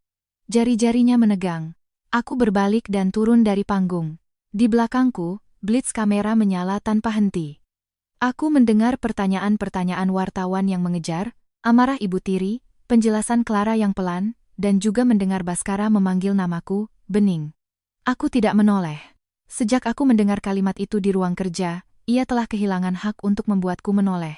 Setelah konferensi pers, Departemen Humas Aditama Medika sibuk sepanjang malam. Topik-topik hangat bertahan selama 2 hari di media sosial. Kekasih sunyi palsu, Baskara Aditama sembunyikan pulihnya pendengaran, 3 tahun perawatan Bening Putri dihapus. Keluarga Aditama mencoba menekan berita. Keluarga Suteja juga mengeluarkan pernyataan, mengatakan bahwa Clara hanya terlibat secara pasif dan tidak mengetahui secara rinci kondisi pemulihan Baskara. Saat aku melihat pernyataan itu, aku sedang memasang papan nama baru di studio. Tukang bertanya padaku, "Mbak, papan namanya masih pakai nama yang lama?" Aku menatap bagian depan toko yang kosong. Dulu namanya Studio Transkrip Bening. Saat itu aku pikir nama yang sederhana saja sudah cukup. Kemudian, demi Baskara, aku sendiri yang menurunkan papan nama itu, bersama dengan hidupku, dan menyimpannya di gudang. "Ganti," kataku sekarang. Tukang bertanya, "Jadi apa?" "Jembatan suara," kataku. Jembatan suara. Bukan agar seseorang bisa mendengar, tapi agar aku sendiri bisa melangkah maju. Saat papan nama terpasang, Baskara datang. Ia berdiri di depan pintu, mengenakan mantel hitam, wajahnya sangat pucat. Beberapa hari ini ia sepertinya tidak tidur nyenyak, dagunya ditumbuhi sedikit janggut. Dulu, sedikit saja ia terlihat lelah, aku akan merasa kasihan. Sekarang, aku menatapnya, dan hanya merasa seperti orang asing yang menghalangi jalan. Tukang dengan sopan membereskan peralatannya dan pergi. Di dalam studio, hanya tersisa aku dan dia. Baskara menatap papan nama baru itu. "Kamu benar-benar membukanya lagi?" Aku tidak menjawab. Ia masuk, pandangannya menyapu peralatan di atas meja. "Selama ini kamu selalu ingin kembali, kan?" Aku menunduk merapikan kontrak. Suaranya serak. "Kenapa tidak memberitahuku?" Aku menatapnya. "Kenapa?" "Karena aku sudah mengatakannya. Aku sudah mengatakannya lebih dari sekali. Aku bilang studio masih punya klien yang menunggu. Aku bilang tim dibubarkan itu sayang sekali. Aku bilang aku tidak ingin sepenuhnya meninggalkan sesuatu yang telah kubangun selama 5 tahun. Tapi setiap kali, ia menatapku dengan mata yang kehilangan pendengaran itu. Ia menulis di telapak tanganku, "Sekarang aku hanya punya kamu." Maka aku diam. Dulu aku mengira cinta adalah mengalah. Ternyata ia menganggap pengalahanku sebagai hal yang wajar. Baskara melangkah maju. "Bening. Soal konferensi pers, aku tidak menyalahkanmu. Itu kesalahan Humas Aditama. Dan aku juga yang tidak menanganinya dengan baik." Aku mengambil ponsel dan mengetik, "Pesta pertunangannya dibatalkan?" Ia terdiam. Jawabannya sudah jelas. Aku tersenyum tipis. Ia segera berkata, "Pihak keluarga Suteja tidak bisa langsung diputuskan hubungannya. Sekarang opini publik begitu kacau, kalau pertunangan dibatalkan, Aditama Medika akan semakin terpojok." Aku terus mengetik, "Jadi tetap dilaksanakan sesuai rencana." Ia berkata dengan susah payah, "Hanya formalitas." Formalitas. Betapa indahnya kata itu. Pengkhianatan adalah formalitas, kebohongan adalah kesulitan, eksploitasi adalah tidak ditangani dengan baik. Hanya rasa sakitku yang selalu mereka sebut sebagai emosi. Baskara mengeluarkan sebuah kotak dari sakunya, membukanya. Di dalamnya ada cincin yang kulepas. "Kamu meninggalkannya di kamar." Aku meliriknya. Sebenarnya bukan tertinggal. Aku sengaja meninggalkannya di atas meja samping tempat tidur. Sebagai penutup untuk rumah itu, untuk 3 tahun itu. Ia memegang cincin itu, suaranya begitu rendah hingga hampir tak terdengar. "Bening, kita bicara lagi dari awal. Setelah masalah ini selesai, aku bisa memberimu sebuah penjelasan." Aku mengetik, "Penjelasan apa?" "Aku akan memberimu kompensasi. Juga akan secara terbuka menjelaskan pengorbananmu selama 3 tahun ini." Lalu, ia menatapku. "Lalu, kita bisa pelan-pelan memperbaikinya." Aku hampir tertawa terbahak-bahak. Memperbaikinya? Ia menganggapku seperti program rehabilitasi pendengaran. Rusak, lalu dilatih. Retak, lalu diperbaiki. Aku mengetik, "Aku tidak butuh." Matanya akhirnya menunjukkan rasa sakit yang jelas. "Dulu kamu tidak seperti ini." Aku menatapnya, perlahan mengetik satu baris kalimat. "Dulu aku juga tidak tahu kamu seperti ini." Ia seperti ditampar, wajahnya memucat. Di luar mulai hujan. Tetesan air menghantam kaca, berderak. Baskara tiba-tiba berkata, Aku akui, aku tidak seharusnya menyembunyikannya darimu. Tapi di saat tersulitku, memang hanya kamu yang menemaniku. Itu semua bukan palsu. Aku menatapnya. Inilah bagian yang paling kejam. Ketergantungan itu tidak palsu. Kerapuhan itu tidak palsu. Tangan yang menggenggamku di tengah malam mungkin tidak palsu. Tapi ia bisa dengan tulus bergantung padaku, sambil dengan tulus mengkhianatiku. Hal yang paling menakutkan dari seseorang bukanlah kemunafikan total. Melainkan ia punya sedikit ketulusan, tapi menggunakan ketulusan itu sebagai tameng seorang pedagang. Aku mengeluarkan sebuah map, menyerahkannya padanya. Ia mengambilnya, membukanya. Di dalamnya ada daftar isi, bukti pesta pertunangan, urutan pemutaran. Transkripsi rekaman ruang kerja rekam medis pemulihan pendengaran bukti pencabutan otorisasi medis perjanjian kompensasi dan kerahasiaan rekaman suara di butik gaun daftar rincian tagihan surat peringatan pelanggaran hak cipta konferensi pers. Amal setelah selesai membaca, jari-jari Baskara gemetar. Kamu mau menghancurkanku. Aku mengetik, aku hanya menunjukkan apa yang telah kamu lakukan. Ia mendongak dengan tajam. Bening, jangan begini. Aku mohon padamu. Mohon. Ia akhirnya menggunakan kata itu. Sayang, sudah terlambat. Aku mengetik, kamu punya waktu 1 malam untuk membatalkan pesta pertunangan. Ia menatapku. Kalau aku batalkan, apa kamu akan kembali? Aku tidak menjawab, karena pertanyaan ini tidak ada artinya. Ia mau membatalkannya bukan karena ia tahu ia salah. Ia mau membatalkannya karena ia takut akan konsekuensinya. Aku menyimpan ponsel, berjalan ke pintu, dan membukanya. Maksudku untuk mengusirnya sudah sangat jelas. Baskara berdiri terpaku, matanya perlahan memerah. Bening, apa kamu benar-benar tidak mau mengucapkan sepatah kata pun lagi padaku? Aku menatapnya. Kali ini, aku bahkan tidak menulis. Ia akhirnya mengerti. Aku bukan sedang merajuk. Aku benar-benar telah menghapusnya dari suaraku. Saat ia berjalan ke pintu, ia tiba-tiba berhenti. Besok di pesta pertunangan, aku akan memberimu sebuah penjelasan. Aku berdiri di dalam pintu, menatapnya dengan tenang. Di luar hujan deras, punggungnya basah oleh air hujan, tampak menyedihkan dan kesepian. Kalau dulu, aku pasti akan mengejarnya dengan payung. Sekarang, aku menutup pintu. Klik. Tegas dan jelas. Pesta pertunangan tetap dilaksanakan. Baskara tidak membatalkannya. Aku sama sekali tidak terkejut. Di luar hotel terhampar karpet merah yang panjang. Di depan pintu ada foto besar mereka. Baskara dan Clara berdiri berdampingan di depan dinding bunga. Yang satu tampan, yang satu anggun. Di bawah foto tertulis, mendengar sisa hidup, berjalan bersama cinta. Aku berdiri di depan hotel, memandanginya selama 3 detik. Gilang bertanya, sudah siap? Aku mengangguk. Ia menyerahkan sebuah flash disk padaku. Semua data sudah dinotariskan dan dicadangkan. Kalau di lokasi ada yang merebut perangkat, data akan otomatis terkirim ke media dari cloud. Aku menerima flash disk itu. Terima kasih. Terima kasih untuk apa? Ia menatapku. Hari ini kamu hanya perlu melakukan satu hal. Ambil kembali dirimu. Di dalam aula perjamuan, tamu sudah penuh. Keluarga Aditama dan Suteja mengundang banyak media. Mereka jelas ingin menekan dampak negatif dari konferensi pers menjadi salah paham. Lalu menggunakan pesta pertunangan ini untuk menciptakan sebuah drama cinta yang mendalam. Saat aku masuk, banyak orang menatapku. Ada yang mengenaliku dan berbisik, itu kan mantan pacar yang merawat Baskara selama 3 tahun. Dia benar-benar datang? Jangan-jangan mau membuat keributan. Wajar saja kalau mau ribut. Katanya si cowok sudah lama pulih tapi disembunyikan darinya. Semua suara itu aku dengar. 3 tahun lalu, aku takut akan gosip. Sekarang, aku tidak takut. Karena gosip kadang juga merupakan gema. Ia akan menyebarkan kebenaran yang terkubur. Aku duduk di barisan paling belakang.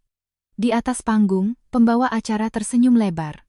Terima kasih kepada hadirin sekalian yang telah datang ke pesta pertunangan Bapak Baskara Aditama dan Mbak Clara Suteja. Keduanya adalah teman masa kecil. Setelah melalui banyak lika-liku, akhirnya bersatu hari ini. Teman masa kecil. Lika-liku. Bagus sekali. Semua yang dicuri, cukup dengan mengganti kata-katanya, bisa menjadi romantis. Baskara berdiri di atas panggung. Hari ini, ia mengenakan setelan hitam yang kulihat di butik gaun. Lengan bajunya sudah dilebarkan, karena aku pernah mengingatkannya. Clara mengenakan gaun model mermaid putih itu. Ia menggandeng lengannya, tersenyum dengan sangat tenang. Kalau bukan karena beberapa kali matanya melirik ke arah pintu, menunjukkan kegugupannya, aku hampir mengira ia benar-benar memegang kendali. Pembawa acara melanjutkan, saat Pak Baskara mengalami masa terpuruk dalam hidupnya, Mbak Clara selalu setia mendampingi. Perasaan ini sungguh mengharukan. Tepuk tangan bergemuruh. Aku menunduk, membuka ponsel. Gilang mengirim pesan. Mereka mulai memutarbalikkan cerita. Aku membalas, biar mereka selesaikan. Pembawa acara mempersilakan Baskara untuk berbicara. Ia mengambil mikrofon, terdiam beberapa detik. Terima kasih semuanya telah datang ke pesta pertunangan saya dan Clara. Suaranya menggema melalui pengeras suara, jelas dan stabil. Tidak ada keraguan seperti penyandang tunarungu yang membutuhkan konfirmasi. Aku duduk di belakang, menatapnya. Ia juga melihatku. Saat mata kami bertemu, suaranya jelas berhenti sejenak. Clara dengan lembut meremas tangannya. Ia melanjutkan, beberapa tahun ini, saya mengalami masa yang sangat gelap. Terima kasih kepada keluarga, terima kasih kepada Clara, dan terima kasih kepada semua orang yang telah membantu saya. Semua orang yang telah membantu saya. Lagi-lagi kalimat itu. Tiba-tiba aku merasa ia benar-benar tidak pantas memiliki nama Baskara, yang berarti matahari. Ia hanya tahu cara mengambil. Pembawa acara dengan lihai menyahut, hari ini di lokasi acara, ada sebuah video spesial yang ingin dipersembahkan oleh Pak Baskara untuk Mbak Clara. Video ini merekam momen-momen berharga tentang cinta dan penjagaan selama masa rehabilitasi Pak Baskara. Lampu meredup. Layar besar menyala. Adegan pertama adalah Clara berdiri di depan rumah sakit dengan mata berkaca-kaca. Narator berkata dengan lembut, "Ada cinta yang, meskipun terpisah ribuan mil, tidak pernah pergi." Aku melihat adegan itu dan tertawa. Hari itu, ia memang datang ke rumah sakit. Tinggal kurang dari 10 menit, karena ia bilang bau rumah sakit terlalu menyengat, ia akan pingsan. Tapi videonya diedit dengan sangat baik, 10 menit bisa diedit menjadi 3 tahun. Selanjutnya, adegan beralih padaku. Tapi wajahku diburamkan. Hanya tersisa sepasang tangan yang sedang memijat bahu Baskara. Narator berkata, juga ada banyak orang baik yang menemaninya melewati jalan rehabilitasi. Orang baik. Aku berdiri. Gilang juga berdiri pada saat yang sama. Di meja kontrol, teknisi yang telah kami hubungi sebelumnya memasukkan flash disk. Layar besar tiba-tiba menjadi hitam. Para tamu menjadi resah. Pembawa acara panik melihat ke belakang panggung. Detik berikutnya, layar kembali menyala. Bukan video yang mereka siapkan, melainkan transkripsi rekaman dari ruang kerja. Latar belakang putih, tulisan hitam. Waktu 3 Juni, pukul 20. 10 lokasi. Ruang kerja villa keluarga Aditama Perangkat. Alat transkripsi suara ketek suara Baskara terdengar dari pengeras suara. Jangan biarkan dia tahu aku sudah pulih. Pesta pertunanganku dengan Clara bulan depan tetap berjalan sesuai rencana. Seluruh hadirin hening. Wajah Clara langsung pucat. Ibu tiri berdiri dengan kaget. Matikan. Cepat matikan. Tidak ada yang mematikan. Bagian kedua diputar, suara Rian. Tapi, Mbak Bening sudah merawat Bapak selama 3 tahun ini. Kalau dia tahu, suara Baskara. Dia tidak akan bertanya. Dia percaya padaku. Para hadirin gempar. Blitz kamera menyala membabi buta. Baskara terpaku di atas panggung seperti patung. Ayah Clara wajahnya sudah menghitam. Ibu Clara berbisik menanyai Clara, "Kamu tahu?" Bibir Clara gemetar. Aku tidak tahu." Bukti ketiga adalah rekam medis pemulihan pendengaran. Evaluasi komprehensif kedua telinga menunjukkan kemampuan pengenalan bahasa yang normal. Tanggalnya jelas. Lebih dari sebulan sebelum pesta pertunangan. Bukti keempat adalah perjanjian kompensasi dan kerahasiaan yang diberikan keluarga Aditama padaku. Klausul-klausul penting ditandai merah. Bening Putri tidak boleh mengungkapkan kepada pihak ketiga manapun kondisi pemulihan pendengaran Baskara Aditama. Di antara para tamu ada yang langsung berkata, "Ini kan uang tutup mulut." Wajah ibu tiri pucat pasi. Baskara akhirnya turun dari panggung. Ia berjalan ke arahku. "Bening, hentikan." Aku menatapnya, tidak berbicara. Ia mengulurkan tangan ingin menarikku. Gilang menghalangi di depanku. "Pak Baskara, tolong jaga jarak." Suara Baskara bergetar. "Ini urusan pribadi kami." Gilang berkata dengan dingin. "Saat Anda mengedit pengalamannya ke dalam video pertunangan Anda, ini bukan lagi urusan pribadi. Layar besar terus memutar rekaman suara dari butik gaun. Suara Clara terdengar jelas. Kamu yang paling lama merawatnya, pasti tahu bagaimana kondisi pemulihan bahunya. Bantu dia lihat, ya. Nanti kalau kami menikah, kami juga akan mengingat kebaikanmu. Dia hanya mengandalkan fakta bahwa dia pernah merawatmu beberapa tahun untuk mengikatmu seumur hidup. Clara benar-benar tidak bisa berdiri lagi. Ia memegang lengan Baskara. Bukan begitu. Rekaman ini diedit. Gilang mengangkat tangan. Audio lengkap sudah dikirim secara sinkron ke media yang hadir. Mbak Clara bisa mengajukan pemeriksaan forensik. Clara terdiam. Bukti terakhir adalah daftar tagihan dariku. Setiap pengeluaran disertai kwitansi, bukti transfer, dan catatan percakapan yang sesuai. 3 tahun, Rp1.876.420.000. Di sampingnya ada satu baris kalimat, Bening Putri telah mencabut status sebagai kontak resmi otorisasi medis dan menuntut penghentian penggunaan nama, citra, dan pengalamannya untuk promosi apapun. Aula menjadi sunyi senyap, pembawa acara memegang mikrofon, tidak berani bicara. Ayah Clara berdiri, wajahnya muram. Pak Aditama, masalah ini, keluarga Sutedja perlu mengevaluasi kembali. Ibu Tiri panik. Pak Sutedja, ini salah paham. Semua ini karena perempuan ini pendendam, sengaja mau menghancurkan pesta pertunangan. Aku akhirnya naik ke panggung. Selangkah demi selangkah, aku berjalan ke tengah. Semua kamera tertuju padaku. Baskara berdiri 2 meter dariku, matanya sangat merah. Ia berkata dengan suara serak, Bening, dengarkan penjelasanku. Aku tidak memandangnya. Aku menghadap semua hadirin. Saya bukan datang untuk merebut pengantin pria. Aula menjadi semakin hening. Saya juga bukan datang untuk meminta penjelasan yang terlambat. Aku menunjuk ke layar. Saya hanya datang untuk mengkonfirmasi 3 hal. Pertama, Baskara Aditama, setelah pendengarannya pulih, dengan sengaja menyembunyikannya dan terus membiarkan saya menanggung beban perawatan yang tidak perlu. Kedua, keluarga Aditama mencoba menggunakan perjanjian kompensasi dan klausul kerahasiaan untuk menuntut saya melepaskan hak tagih dan tetap diam. Ketiga, Aditama Medica, keluarga Aditama, dan Clara Sutedja, semuanya tanpa persetujuan saya, telah menggunakan citra dan pengalaman saya untuk mempromosikan pesta pertunangan dan proyek amal. Aku berhenti sejenak. Tidak ada satupun orang yang bersuara. Mulai hari ini, kataku, semua hubungan pribadi antara saya dan Baskara Aditama secara resmi berakhir. Penagihan biaya, pelanggaran hak cipta, dan pencemaran nama baik, semuanya akan diproses melalui jalur hukum. Baskara menatapku, suaranya hampir pecah. Bening Putri. Aku tidak meresponsnya. Aku bahkan tidak menatap wajahnya. Setelah selesai berbicara, aku meletakkan mikrofon di atas meja, lalu berbalik dan turun dari panggung. Baskara mengejar 2 langkah. Bening. Clara tiba-tiba menariknya. Baskara, kamu tidak boleh pergi. Hari ini banyak sekali orang yang melihat, kalau kamu pergi, bagaimana denganku? Baskara mengibaskan tangannya. Clara terhuyung. Wajah ayah Clara semakin muram. Ibu Tiri memegangi dadanya, hampir pingsan. Menara sampahnya tersenggol dalam kekacauan itu, pecah berantakan. Suara pecahan kaca menggema di seluruh aula. Aku berjalan melewati karpet merah, menuju pintu keluar. 3 tahun lalu, aku pernah membayangkan pernikahanku dengan Baskara. Bunga, tepuk tangan, cahaya. Ia menggandeng tanganku menuju masa depan. Sekarang, aku juga berjalan di antara bunga dan tepuk tangan. Hanya saja, tanpa dia.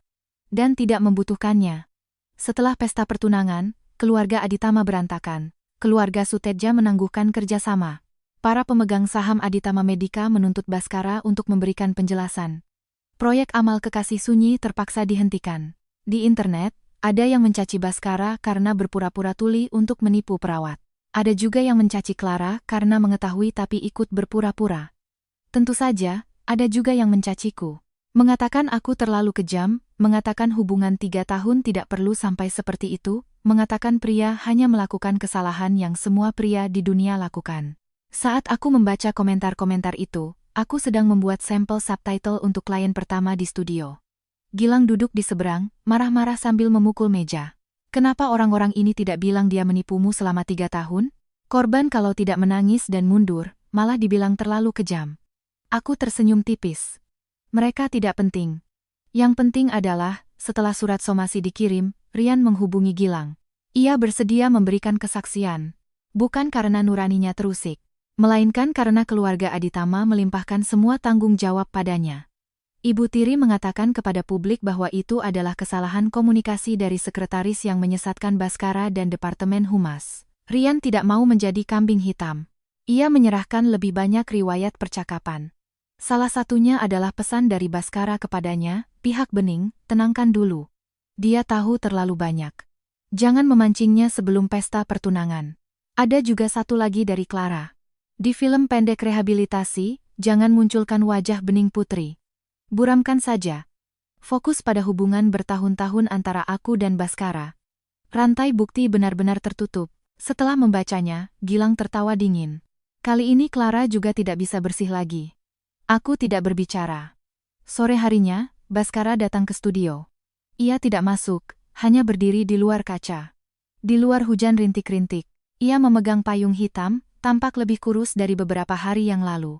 Resepsionis muda berlari masuk dan bertanya, "Mbak Bening, di luar ada Pak Baskara. Katanya mau bertemu." Aku menggeleng. "Suruh dia sampaikan urusannya kepada pengacara." Gadis itu keluar dan menyampaikannya. Tapi Baskara tidak pergi. Ia berdiri di sana selama 2 jam. Hujan semakin deras. Gilang tidak tahan lagi. "Kamu tidak mau menyuruhnya masuk dan menyelesaikan semuanya sekali ini saja?" Aku menatap timeline subtitle di layar. Aku dan dia, tidak ada yang perlu dibicarakan lagi. Dia kehujanan di luar. Dia punya payung. Gilang tertegun sejenak, lalu tertawa. Iya juga. Sore harinya saat aku pulang kerja, Baskara masih di sana. Payungnya sudah ditutup, bahunya basah kuyup. Melihatku keluar, ia segera menghampiri. "Bening." Aku berhenti. Bukan karena dia. Karena dia menghalangi jalan. Gilang berdiri di sampingku, menatapnya dengan waspada. Mata Baskara penuh dengan pembuluh darah merah. Aku tahu aku salah. 4 kata itu, pernah kutunggu. Saat ia pertama kali mendorongku karena lepas kendali emosi. Saat ia tahu aku demam tapi tetap memintaku menemaninya ke sesi rehabilitasi. Saat ibu tiri berkata aku hanya perawat sementara dan ia diam. Saat aku melihat undangan pertunangan mereka. Aku pernah menunggunya. Tapi sekarang mendengarnya, rasanya begitu ringan. Terlalu ringan. Ringan hingga tidak bisa menopang 3 tahun. Ia melanjutkan, "Aku sudah bicara dengan Clara. Pertunangan dibatalkan. Pihak keluarga Suteja akan aku urus. Biaya-biayanya juga akan kukembalikan. Bening, bisakah kita mulai dari awal lagi?" Aku mengeluarkan ponsel dan mengetik, "Tidak bisa." Ia menatap 2 kata itu, matanya seperti terkoyak. "Kenapa?" "Aku sudah membatalkan pertunangan." Aku mengetik, "Karena kamu membatalkannya bukan untukku." Ia tertegun. Aku terus mengetik, "Kamu melakukannya untuk membatasi kerugian." Wajah Baskara hancur. Air hujan menetes dari ujung rambutnya. Ia berkata dengan suara serak, "Haruskah kamu memikirkanku seburuk itu?" Aku mengetik, "Tidak perlu dipikirkan. Kamu melakukannya." Ia memejamkan mata. "Lalu kamu mau aku bagaimana? Berlutut? Memohon padamu? Mengembalikan semua uangnya? Katakan padaku, bagaimana caranya agar kamu mau memaafkanku?" Aku menatapnya. Sampai sekarang ia masih mengira maaf adalah sebuah soal. Asal menemukan jawabannya, bisa lolos. Padahal ada hal-hal yang tidak ada jawabannya. Pecah, ia sudah pecah. Aku mengetik, "Tidak perlu melakukan apa-apa." Ia tertegun. "Kamu jalani hidupmu, aku jalani hidupku." Baskara tiba-tiba mencengkeram pergelangan tanganku. Aku tidak bisa. Gilang segera maju. "Pak Baskara, lepaskan." Ia tidak melepaskannya. Tenaganya sangat kuat, seperti saat ia mencengkeramku setelah kecelakaan 3 tahun lalu. Hanya saja, dulu aku kasihan padanya, takut. Sekarang, aku hanya merasa sakit. Aku menatapnya. Ia melihat tatapanku, jari-jarinya perlahan mengendur. Aku menunduk melihat pergelangan tanganku, memerah. Wajah Gilang menjadi dingin. "Perlu panggil polisi?" Baskara panik, "Aku tidak sengaja." Aku memotongnya. Bukan dengan suara. Aku mengangkat layar ponselku ke depan wajahnya. "Jangan panggil aku Bening." Ia menatap 5 kata itu seperti akhirnya dijatuhi hukuman. Aku melewatinya dan berjalan ke tempat parkir. Di belakangku, ia tiba-tiba berteriak, "Bening Putri, apa kamu benar-benar tidak pernah mencintaiku?" Aku berhenti sejenak, tidak menoleh. Ia salah bertanya. Tentu saja aku pernah mencintainya. Mencintai hingga kehilangan diriku sendiri. Mencintai hingga mendengar belnya berbunyi, aku secara naluriah berlari. Mencintai hingga menutup studio dan menyusutkan hidupku menjadi kamar rawat dan kotak obat. Tapi justru karena pernah mencintai, maka tidak bisa kembali. Karena aku tahu dengan jelas, begitu kembali, diriku yang 3 tahun itu akan kembali berlutut. Aku masuk mobil, menutup pintu. Baskara berdiri di tengah hujan, menatapku dari balik kaca. Kali ini, ia tidak lagi menungguku menurunkan jendela. Setengah tahun kemudian, studio Jembatan Suara mendapatkan proyek amal pertama. Sebuah sekolah luar biasa untuk anak-anak berkebutuhan khusus. Kami harus membuat satu set video pendidikan keselamatan sehari-hari dengan subtitle dan bantuan bahasa isyarat untuk anak-anak tunarungu. Hari penandatanganan kontrak, kepala sekolah menggenggam tanganku dan berkata, "Bu Bening, anak-anak sangat suka dengan kelas percobaan Ibu kemarin." Ibu menjelaskannya dengan pelan dan jelas, mereka bisa mengikuti. Aku tersenyum dan berkata, mereka bukannya tidak bisa mengikuti. Hanya saja dulu banyak orang yang tidak mau menunggu. Setelah mengucapkan kalimat itu, aku sendiri tertegun sejenak. Ternyata aku sudah bisa membicarakan menunggu dengan begitu tenang. Tidak lagi teringat pada Baskara. Studio perlahan-lahan ramai. Resepsionis muda bernama Ayu, baru lulus, kerjanya ceroboh tapi sangat antusias. Editor, Pak Chen, dulu adalah anggota tim lamaku. Mendengar aku membuka kembali, ia langsung kembali. Ia berkata, "Bu Bos, kali ini jangan tutup lagi gara-gara laki-laki, ya?" Aku menjawab, "Tidak akan." Semuanya tertawa. Aku juga tertawa. Tawa yang sangat ringan, bukan untuk menenangkan siapapun, bukan untuk membuktikan diriku tahu diri. Hanya karena aku benar-benar merasa baik. Uang ganti rugi dari Baskara masuk 2 bulan yang lalu. Termasuk biaya yang telah kutalangi, uang damai pelanggaran hak cipta, dan kompensasi sebagian kerugian studio. Ia tidak datang sendiri. Pengacara bertemu dengan pengacara. Itu bagus. Aku tidak perlu bertemu dengannya. Clara kemudian juga tidak bernasib baik. Untuk menjaga citra grup, keluarga Suteja mengatakan kepada publik bahwa ia melakukan kesalahan penilaian besar selama persiapan pertunangan dengan Baskara dan menangguhkan jabatannya di proyek Aditama Medica. Ia pernah mengirimiku email yang sangat panjang.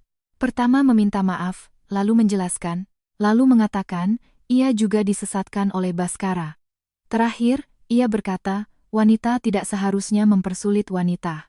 Setelah selesai membacanya, aku hanya meneruskannya kepada pengacara, meminta pengacara untuk mengingatkannya agar tidak menghubungiku lagi. Prasyarat wanita tidak mempersulit wanita adalah ia tidak lebih dulu menginjak penderitaan wanita lain untuk mengenakan gaun pengantin. Baskara mundur dari jajaran manajemen Aditama Medica. Alasannya untuk pemulihan. Aku tidak tahu benar atau tidak, dan tidak peduli. Hanya sesekali mendengar dari teman-teman yang sama bahwa ia kemudian benar-benar mulai menjalani terapi psikologis dan kembali melakukan evaluasi rehabilitasi pendengaran. Ada yang bilang ia sangat menyesal.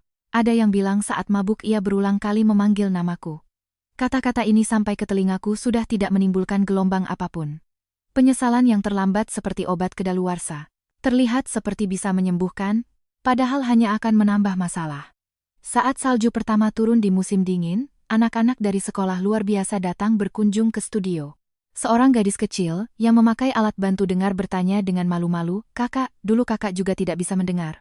Aku berjongkok sejajar dengannya. "Aku bisa mendengar." Ia berkedip, "Lalu kenapa kakak bisa bahasa isyarat?" Aku berpikir sejenak. Karena dulu aku sangat ingin membuat seseorang tahu bahwa aku menemaninya. Gadis kecil itu bertanya, "Lalu dia tahu?" Aku tersenyum. Dia mengetahuinya terlalu lambat. Ia tampak setengah mengerti. Aku mengelus kepalanya. Tapi tidak apa-apa. Sekarang, aku menggunakannya untuk menemani kalian. Gadis kecil itu tersenyum gembira, lalu membuat isyarat terima kasih dengan tangannya. Sinar matahari jatuh di ujung jarinya, bersih dan terang. Saat itu, tiba-tiba aku merasa semua penderitaan di masa lalu tidak menjadi bekas luka. Mereka menjadi sebuah jembatan. Hanya saja, ujung jembatan itu bukan lagi Baskara. Sore harinya setelah kelas selesai, aku mengantar anak-anak turun. Begitu sampai di pintu, aku melihat Baskara berdiri di seberang jalan. Ia mengenakan mantel gelap, tangannya memegang sebuah map. Salju turun di bahunya. Melihatku, ia perlahan berjalan mendekat. Ayu dengan gugup menghalangi di depanku. "Mbak Bening, perlu panggil satpam?" Aku menggeleng. Tidak perlu. Baskara berhenti di depanku. Setengah tahun tidak bertemu, ia jauh lebih kurus. Wajahnya masih familiar, tapi aku menatapnya sudah tidak ada rasa apa-apa lagi. Ia menyodorkan map itu. Ini konfirmasi kompensasi tambahan terakhir. Pengacara bilang bisa dikirim, tapi aku ingin memberikannya sendiri. Aku tidak menerimanya. Ayu yang mengambilnya untukku. Baskara tersenyum pahit. Sekarang kamu bahkan tidak mau menyentuh barangku. Aku tidak berbicara. Ia menatapku, matanya perlahan memerah. Mbak. Bening. Ia mengubah panggilannya, sangat sulit. Aku datang hari ini bukan untuk memintamu kembali. Aku menatapnya dengan tenang. Ia melanjutkan, aku hanya ingin bertanya satu hal. Apa kamu baik-baik saja sekarang? Aku mengangguk. Ia seperti lega, tapi juga seperti lebih sakit. Baguslah. Salju semakin deras. Arus lalu lintas di jalan melambat. Baskara berbisik, aku baru mengerti kemudian. Saat itu kamu bukan tidak mau bicara. Kamu sedang pelan-pelan mengambil dirimu kembali dari sisiku. Aku tetap tidak merespons. Ia menatapku, suaranya tercekat. Bening Putri, bisakah kamu mengucapkan satu kalimat terakhir untukku? Ayu diam-diam melirikku. Pak Chen juga berdiri di dalam pintu dengan kening berkerut. Tatapan Baskara penuh permohonan. Kalau dulu, aku pasti akan luluh.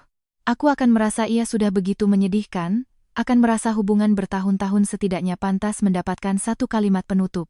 Tapi sekarang aku tahu. Tidak semua orang berhak mendapatkan suaraku. Suaraku bukan hadiah hiburan, bukan salam perpisahan, bukan cindera mata yang bisa ia ambil setelah ia menyesal. Aku mengambil buku catatan dari Ayu. Setengah tahun ini aku sudah jarang menggunakannya. Tapi hari ini, aku ingin memberikan akhir yang utuh pada masa lalu ini. Aku menulis kalimat terakhir, dan menyerahkannya kepada Baskara. Aku tidak bersuara, aku hanya mengembalikan suaraku pada diriku sendiri. Ia menatap baris kalimat itu, air matanya akhirnya jatuh. Aku tidak melihatnya lagi, berbalik dan kembali ke studio. Pintu tertutup di belakangku. Di luar pintu kaca, ia berdiri lama sekali. Kemudian salju semakin lebat, ia akhirnya pergi. Ayu berbisik bertanya padaku, Mbak. Mbak benar-benar tidak mengucapkan sepatah kata pun padanya. Aku tersenyum. Iya. Pak Chen di samping menghela napas. Kejam sekali. Aku menatap keluar jendela. Salju turun dengan tenang. Kota menjadi sangat putih. Bukan kejam, kataku. Mereka menatapku. Perlahan, aku menutup buku catatan itu dan memasukkannya ke laci paling dalam. Tapi lunas.